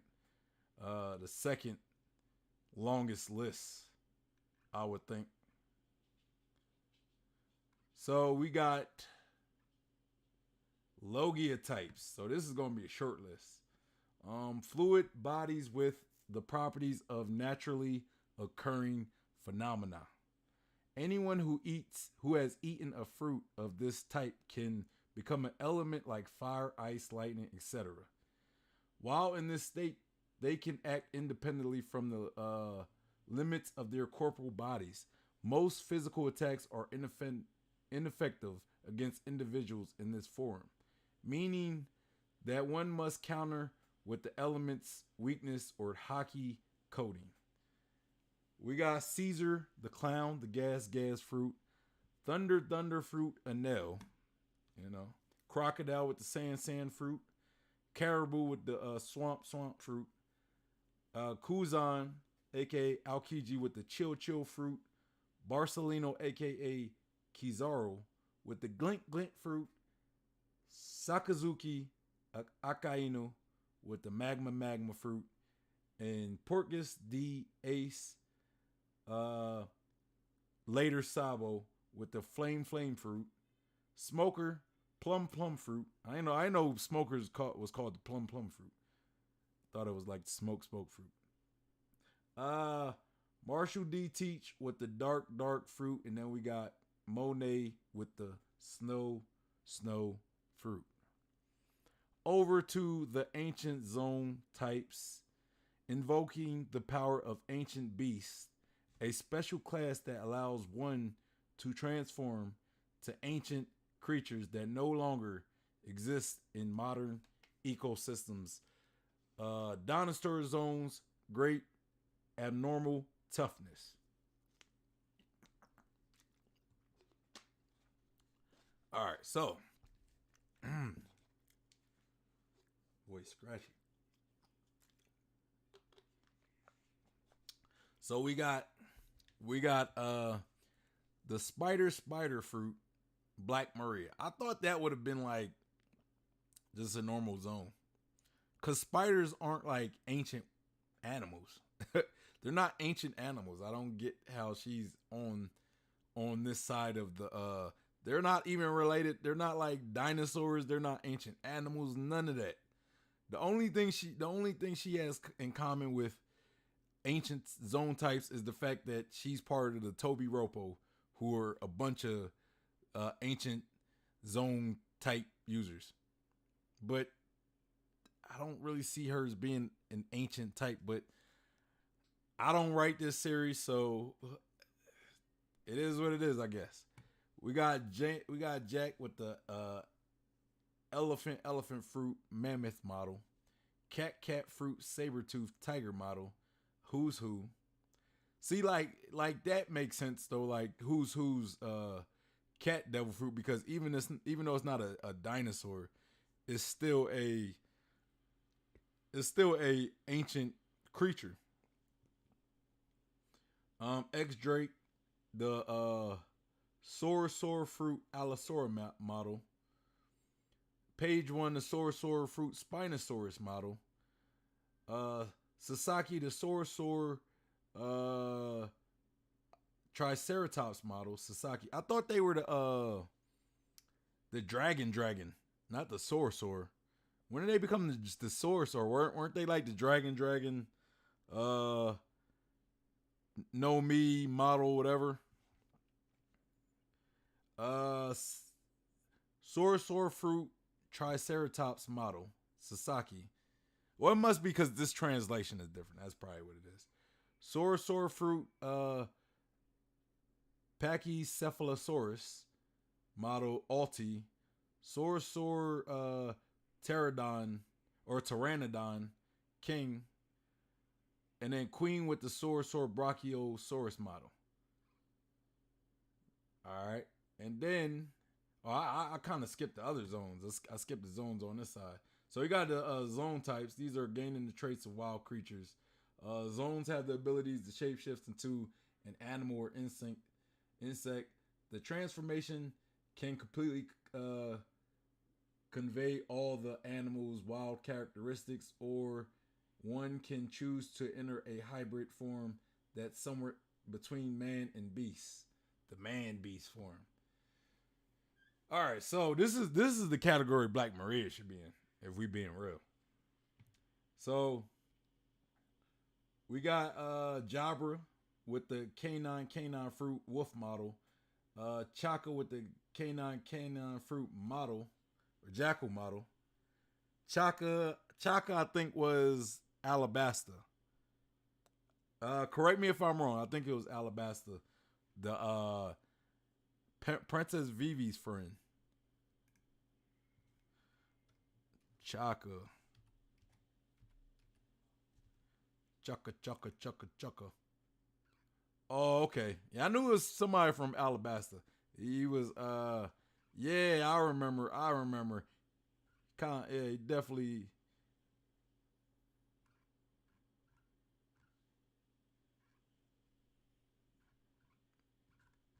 I thought maybe they showed him with a All right, so we got uh Lasso, Canine Fruit, Deshuno. Is is Lasso the who's Lasso? Lasso.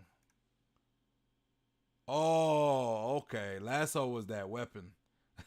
Lasso was the weapon with the dog devil fruit. Got it. We got I was about to say Baba Nuki from Wano. We got uh Boon Buku, the canine fruit, Tanuki. Boom Buku. Boom Buku. Boom Buku.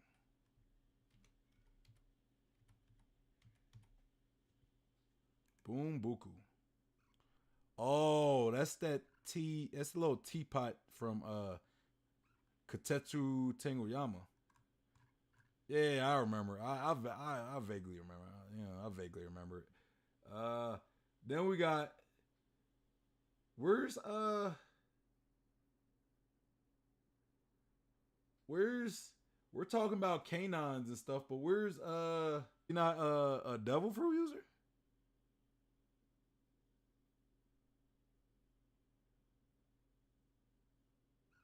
I guess because maybe it wasn't named. That's weird. I would think he would at least get like a mention at least. Yeah, I would think he would get like a mention, but he doesn't get it. Then we get Kaku, bovine fruit giraffe. Kaku being CP9, now CP0, the second strongest agent. Then we got Dalton from back in Chopper's village or Chopper's hometown. Dalton, he's the bovine bison model. Pierre horse fruit. Um, Peckham's turtle fruit. Smiley has the Eurodella.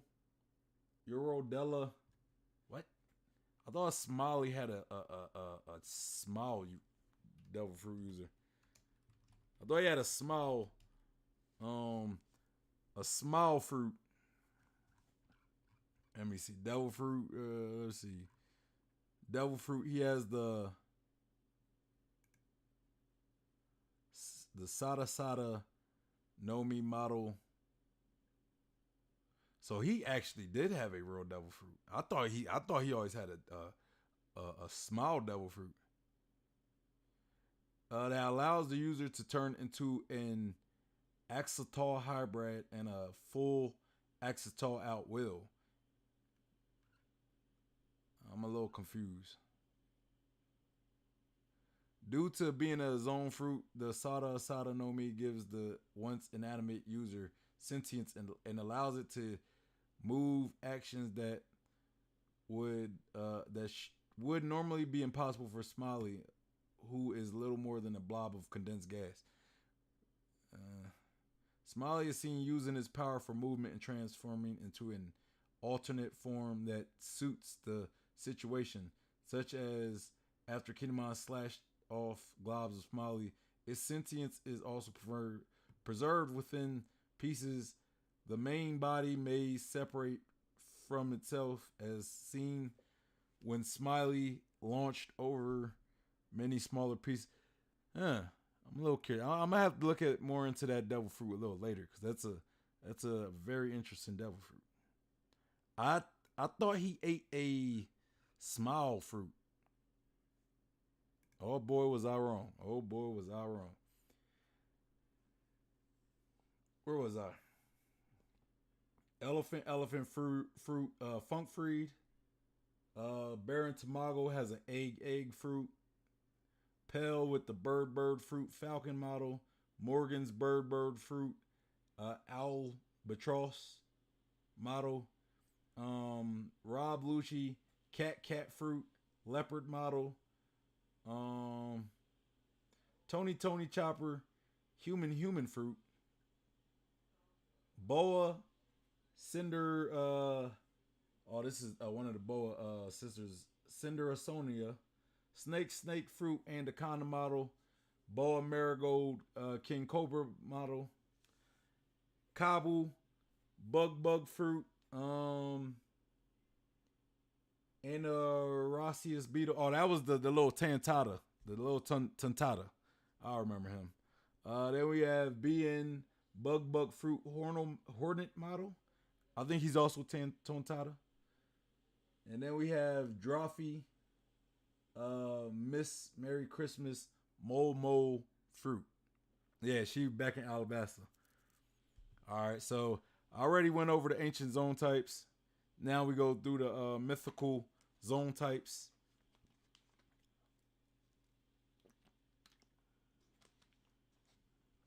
All right, so even among devil fruits, these are extremely rare. The majority of them seem to possess unique abilities akin to Prometheus on top of the standard zone transformations. So we got Yamato, the canine fruit, a choki no Makami, a choki no Makami. We got Katarina Divine, the canine fruit, nine-tailed fox model. Kaido with the fishy fruit. Ajra dragon. Marco with the bird fruit, model Phoenix. Onimaru, the human fruit. Oniudo.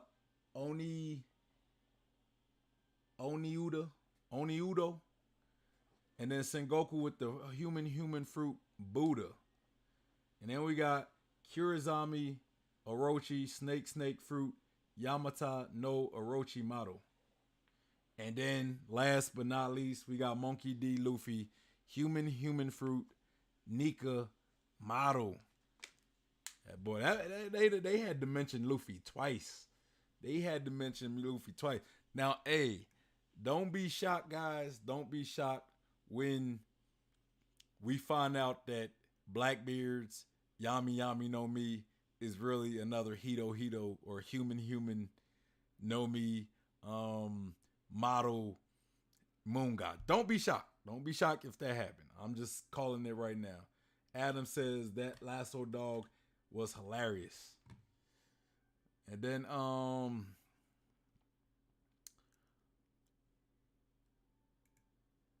so we got Zone Awakenings. Zone type awakenings don't affect their surroundings. Instead, the user seems to develop a striking new transformation. It says manifestations different from that of the Prometheus types. A user's body typically gets much tougher, but their personalities become a little duller.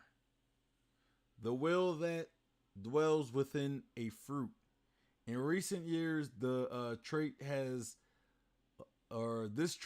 allowed for the development of technology that feeds zones to inanimate objects. Yeah, so we talked about that, like zone devil fruits having a will, because they come from other sentient living things, right? Like animals for the most part, So if somebody like, let's say Rob Lucci has a leopard devil fruit, right? He would probably take on some of the traits of that leopard as well. Some of the aggressive carnivorous traits, because leopards tend to be carnivorous animals. So he would probably tend to be a little more aggressive, because of that animal within him. All right. So now we're going into some of the sketches. It says the third edition of Oda's concept notes. This will be a comprehensive look at a character we met during Wano, Yamato, the one who emulates Kosuke Oden. Check out Yamato's concept art. So, here's some of the concepts. Says there were many conflicting ideas for Yamato. This led to a wide variety of alternate designs, hairstyles, and outfits, including, let's see how these planned versions differ from the Yamato we know. This shows off a more Wano-esque looking sketch, complete with a kimono and an air of mystery. These designs seem to emphasize feminine characteristics more than the final version. So yeah, Oda had to go with a little more masculine characteristics since she's, trying to be Oden, right? And it says, so then it says, the Yamato in this sketch is using martial arts to run wild. The depiction seems to play up a demon girl aesthetic. One notes indicate that there was an idea to give the character 3 eyes at one point in production. Wow, just imagine us having 3-eyed Yamato, kind of like pudding. So that if they would have went that way, right? If they would have went that way, right? Kaido having a daughter with 3 eyes, Big Mom having a daughter with 3 eyes. So that would have,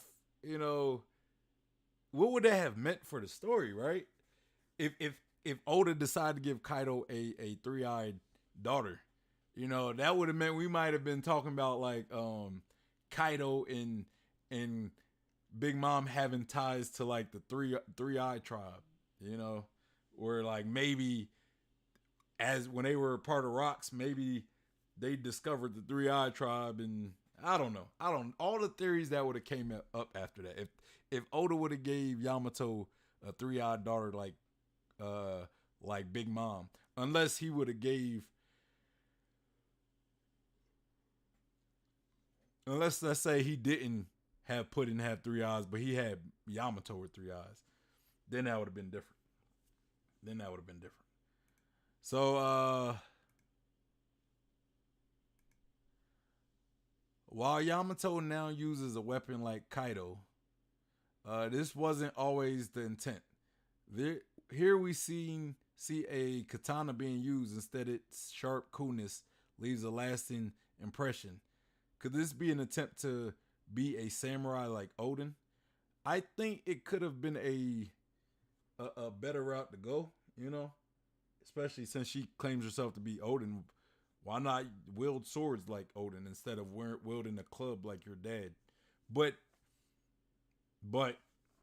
seeing how Kaido kept Oden or Yamato locked on this island, maybe he wasn't going to feed into Yamato's delusion, what he might consider, by allowing her to even use a katana like Oden, to be like Oden, All right, so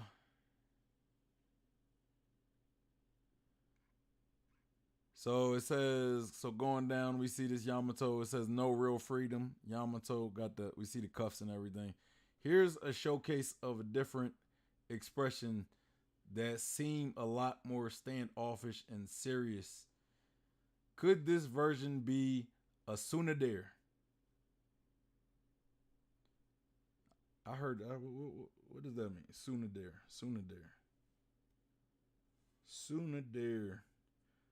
I'm up here having to look up words.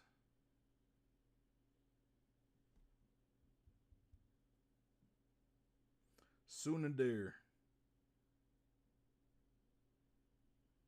Oh, okay. I get it. It's like a Japanese. I get it. It's a term for characters who they usually come off harshly, but then they eventually butter up to the character. I get it.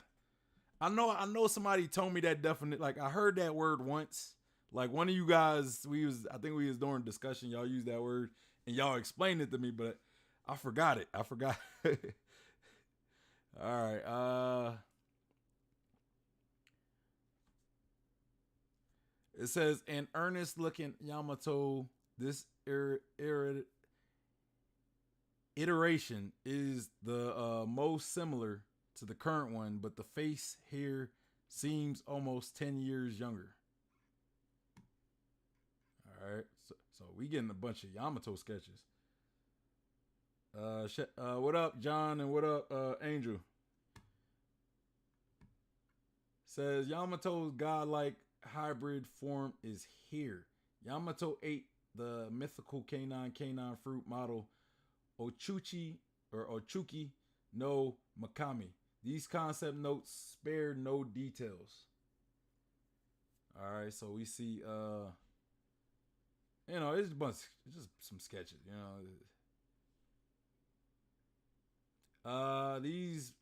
these move names seem more invoked a lot of references to ice and divinity, which is to be expected with white wolves and an Uchiki no Makami. Okay, so yeah, I mean, have we seen some ice moves from Yamato? I think we have. I think she has shown some ice moves.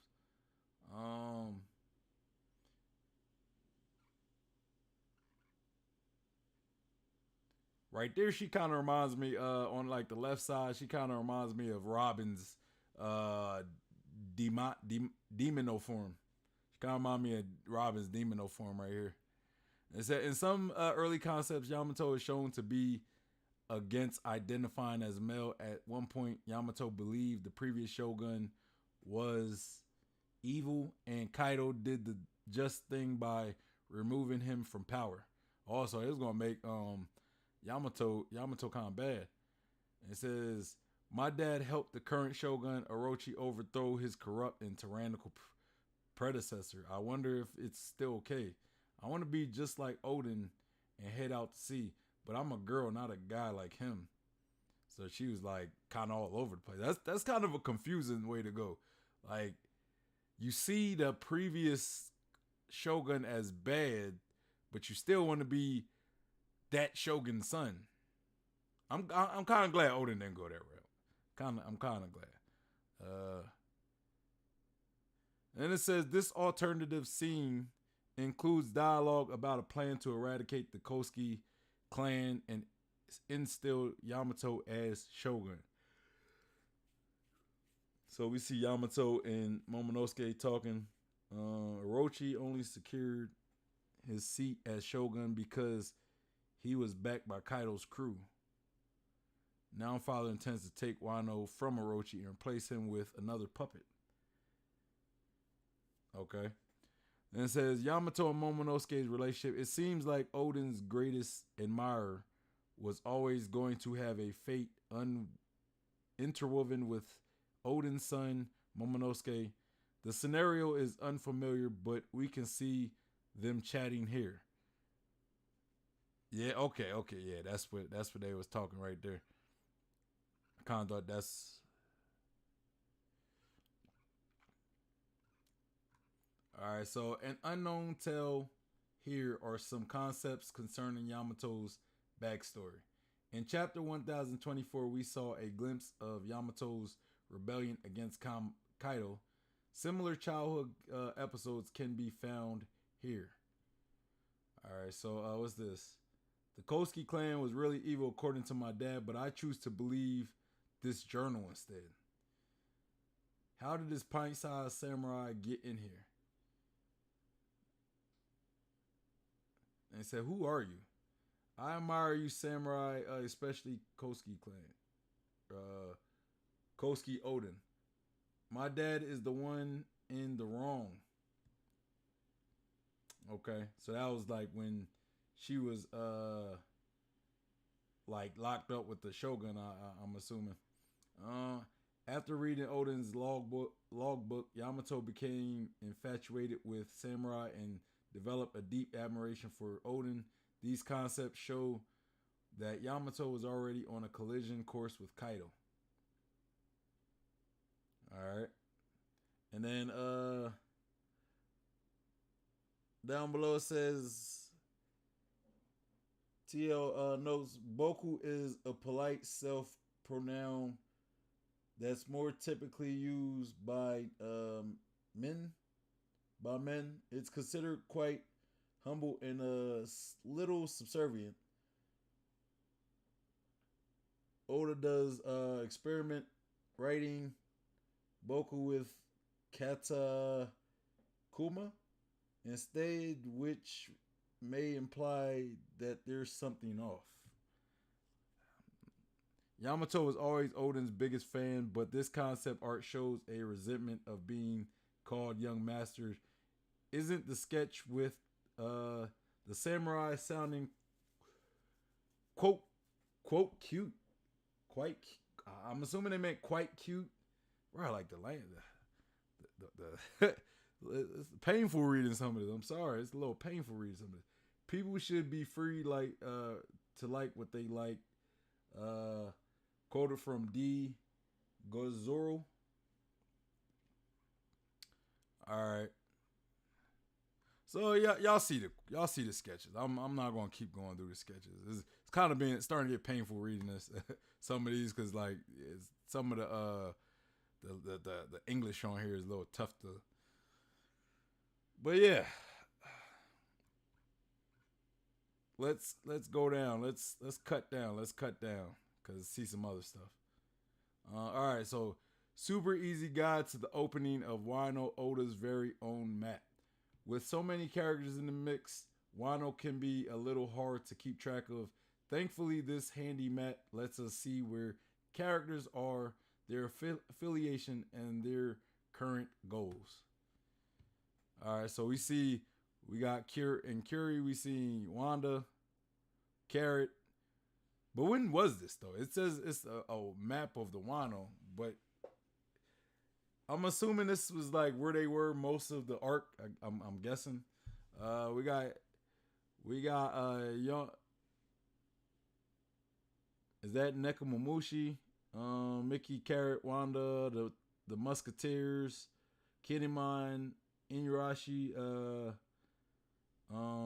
Tristan and Miyagi, all in Curie.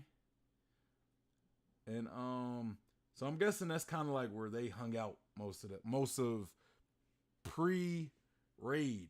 You know, they're not that clear of what the map is for because like none of these people are in Curie at the moment. So I'm assuming this was before the raid. I'm assuming this was pre-raid, right? And Luffy was also in Curie at one point as well. So I guess he should be in that. And then we go to Flower Capital. That's where we got Brooke, Robin, or Robbie, Sangoro, Onami, Furnosuke, Usachi, Drake, Conjuro, Trafalgar Law, or Traff, Hawkins, Shachi, Beppo, Penguin, the Festival of Sins, the Orion possession. That's the thing with Kamarasaki. The Renegade guy. I can't see some of the words. They're like so like the text. The text is just hard to read. Samurai Town and then Nizuka Makozu.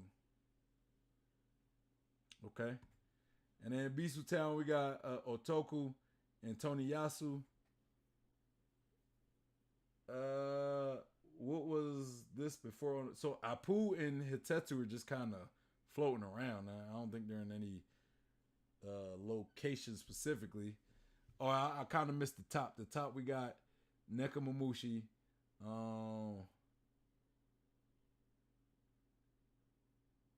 Jinbei, Marco, Zoe, I'm assuming Izo should be there. I don't know who the BB is or the Roddy. I'm not too sure who those are. Or the top right, the two on the top right. Not too sure who they are. All right, and then we go down to the Hakumai. That's where we have Zoro Joro. And we got Hiyori, aka Kamarasaki, Killer, Ryoma story, Mordia's story, and then we have Denjiro, Kiyoshiro,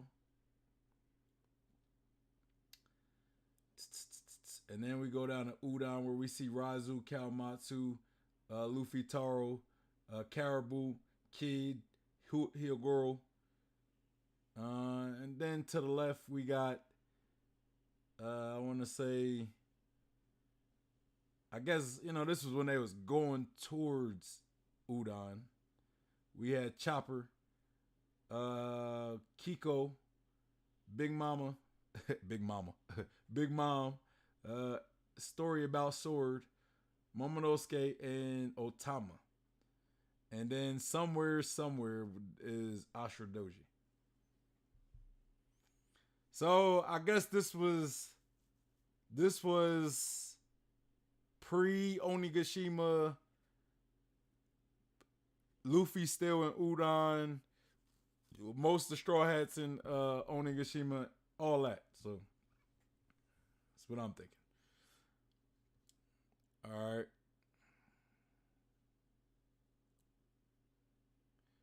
All right. So it says disclaimer: some words were hard to make out, so we left them in Japanese. You think. It was this whole like the other two Road to Laughtale. It was kind of the same, but a little easier. But this one was a little tougher, man. This one was a little tougher to read. So we got the map of Wano. We got Ringo, the northern graveyard, and then we got Hakama on the southeast, Ringo to the northeast. We got Kibi is in the north, Curry to the west. Right now, and then we have, when we look southwest, or you could just say south. When you look south, you got Udon. And it said this map covers Act 1 and 2. There's even info on Zunisha. Okay, so this map right here. So both these maps was Act 1 and 2. And it says there's even info on Zunisha. Yeah, I've seen that one. It said this give us a great summary of events before Onigashima raid. See the annotation by Marco and Zoe, which says late arrival. The one by Kiyoshiro alludes to his true identity. Isn't it cool to see that these key details were all worked out at the very start of the arc? Yeah, that is a good point. But Kiyoshiro wasn't in Hakumai, so I guess that's like a change that they decided to make, because I don't recall him ever being in Hakumai. So, but yeah, this is kind of a concept map of where they wanted all the characters to be during Act 1 and 2. And they didn't really mention anything about Kaido, but Kaido was, for the most part, at Onigashima. So that's that. But yeah, that is pretty much the Road to Laughtale, guys. I think that is the last Road to Laughtale that we'll probably see. Angel said, that's interesting. These concept arts just made me realize Yamato has horns. What? You ain't realize this whole time. The whole time we've been around Yamato that she had horns. You didn't realize that. How did you not realize that? I thought that was like one of them obvious things, especially her being Kaido's kid, I would think that'd be obvious.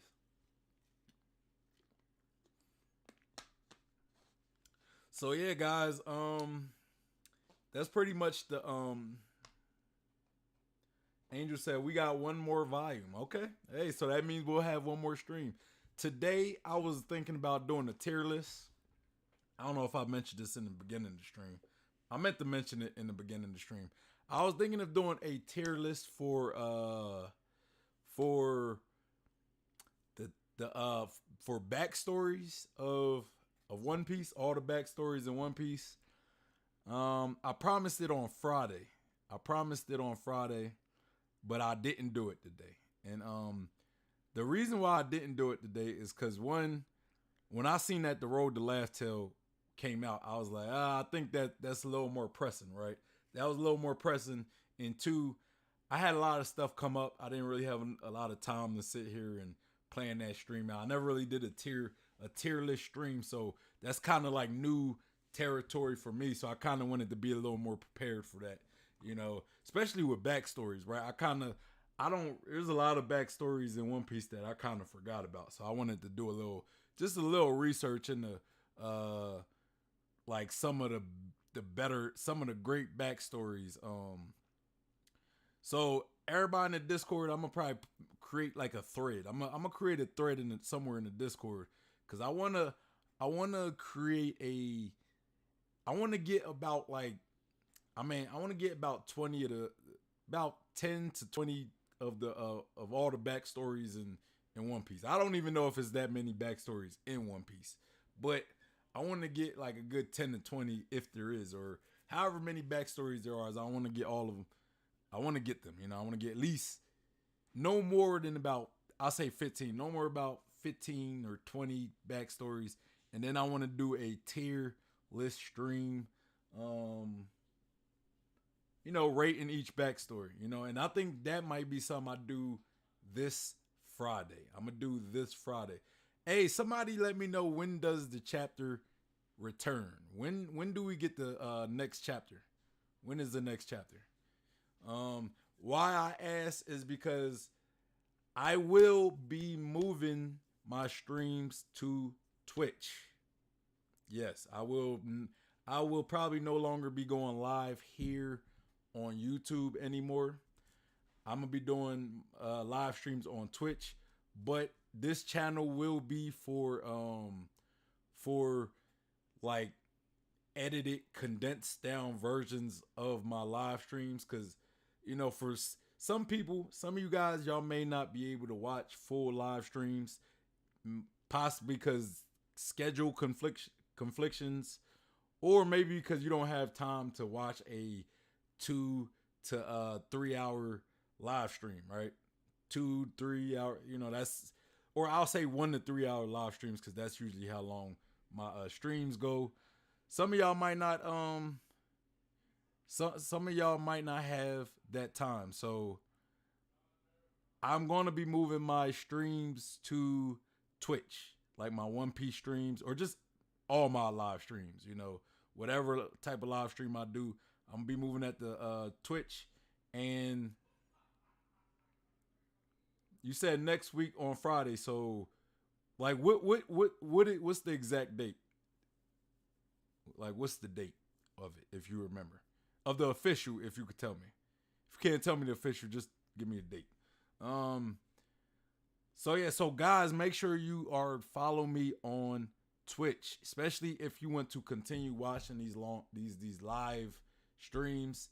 But I will be having like condensed, edited down versions, and I'll be posting them here on YouTube for people who, you know, y'all may not have the time to watch full streams, or y'all may not, the time when I do these full live streams, y'all may not be able to catch them, right? Either or, that's what that's what what this channel will be for, and Twitch will be the channel. So I will continue to promote that. I will continue to tell you guys to make sure to follow my Twitch, because we will be moving. We will be moving it. We will be changing soon. You know, so, but we still there's still going to be a grace period where I'm going to still continue streaming on here, where I'm going to still be streaming here, you know, just to give you guys enough time to start following me on Twitch.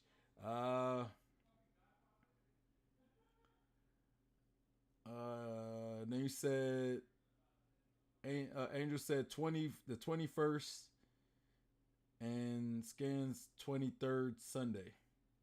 Or okay, so for the Scans gonna be 21st and the 23rd for the official. Got you. Or you said no, July 25th. Okay, so next week. I got you. I got you now. I got you. I got a rough estimate. All right, so y'all, I'm not gonna do like normally. I know sometimes I do like little panels for these Road to Laughtale streams. I'm not gonna do that this time, but the reason why is because I want to save a little energy because I will be going live later today on Twitch. I will be continuing Elden Ring. You know, I haven't been playing Elden Ring this week. I haven't been streaming this whole week. Just been a little. I've been having a lot of stuff pop up. You know, a lot of random things that I had to attend to. So I'm sorry, guys. I know I haven't been giving y'all the content that I try to be consistent with.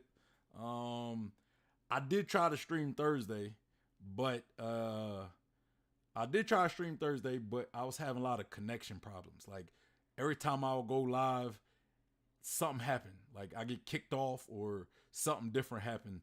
So I ended up changing that stream to Friday, and I don't think like nobody really showed up to that stream, but I think they, you know, I guess they was doing that One Piece reverie or whatever.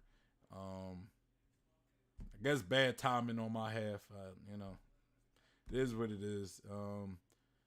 But yeah, I will be trying to go back to Twitch though. I will be trying to stream more. I'm gonna start adding some more variety on these streams. This week, what we will be doing. I will not be doing a lot of reaction streams going forward. From here going forward, I will not be doing a lot of the reaction streams that I've been doing with the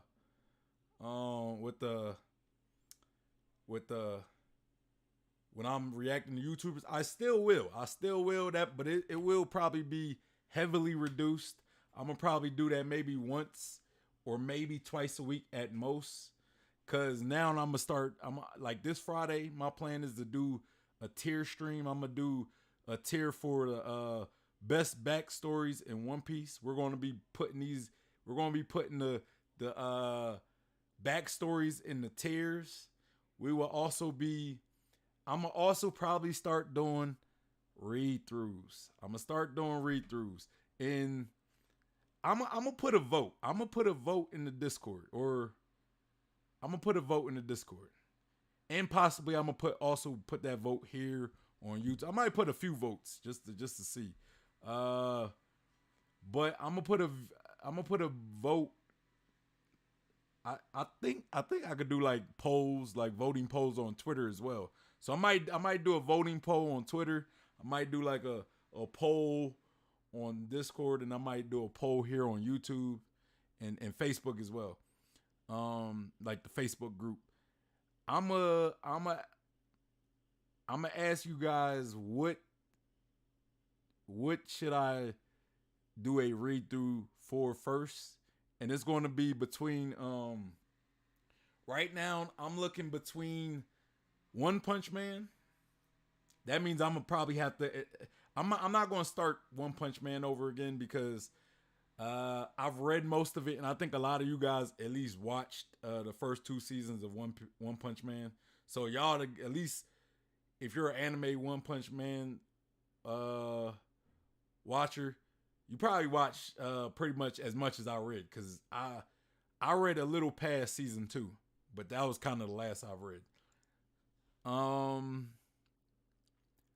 yeah, it's gonna be between One Punch Man, Solo Leveling. I might restart Solo Leveling because I kind of forgot a lot of it. You know, like I think I need a recap anyway. Solo Leveling, One Punch Man, or Berserk. So it's going to be one of them three: Berserk, Solo Leveling, One Punch Man. You guys let me know. Like, I'm gonna put some polls, or y'all could tell me directly, whichever one. What do you guys want to see me do a read through for? I might even put like a another one where I'll let where you guys could suggest, and if people vote for that, then you know I don't know if I want to do that, because y'all might give me some horror, like y'all might try to troll me and make me watch Boku no, or Pico no, I don't know, it's some Pico no Boku or Boku no Piku, whatever that series is called. I've been hearing about it, and people be like trolling people like, oh, hey, I'm gonna tell somebody to watch this, and it's like joking, like it's a horrible animal. Mate, I don't want to watch that. I don't want to read it. From what I've heard about it, I don't want no parts of that. I don't want no parts of that.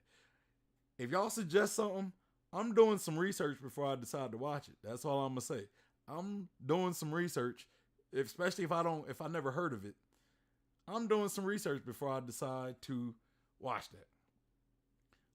Angel says I'm gonna have to vote for Berserk, but make sure you don't show panels from Berserk.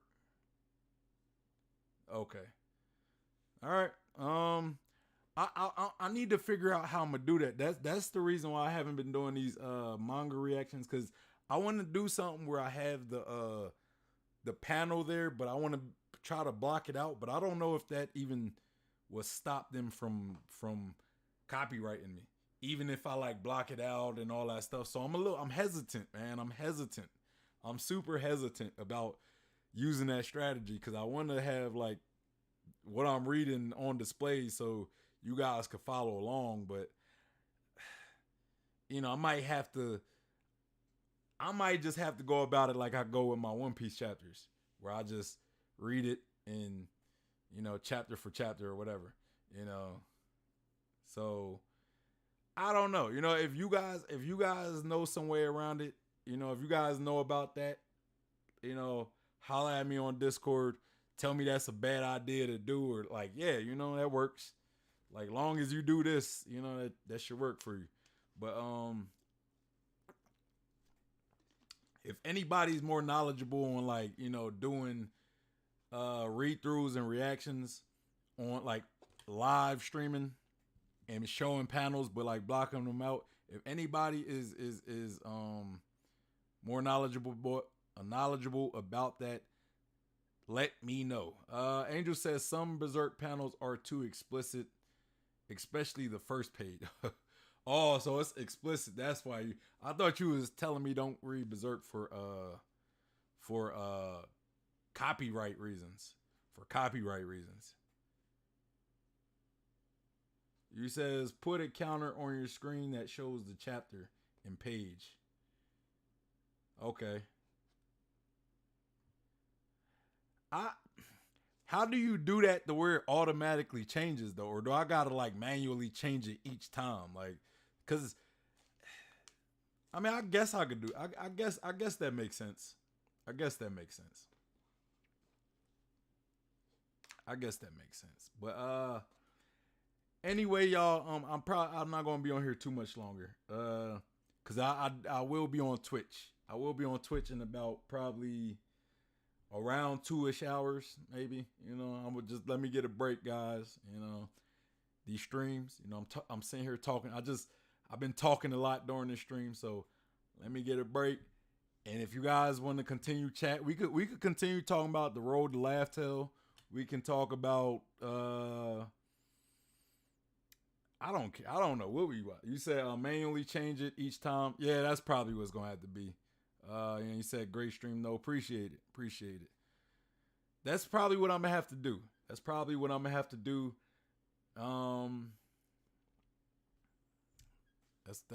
because I did see this one guy. He was reacting to Solo Leveling, and he had it on stream, right? He had it or on his video.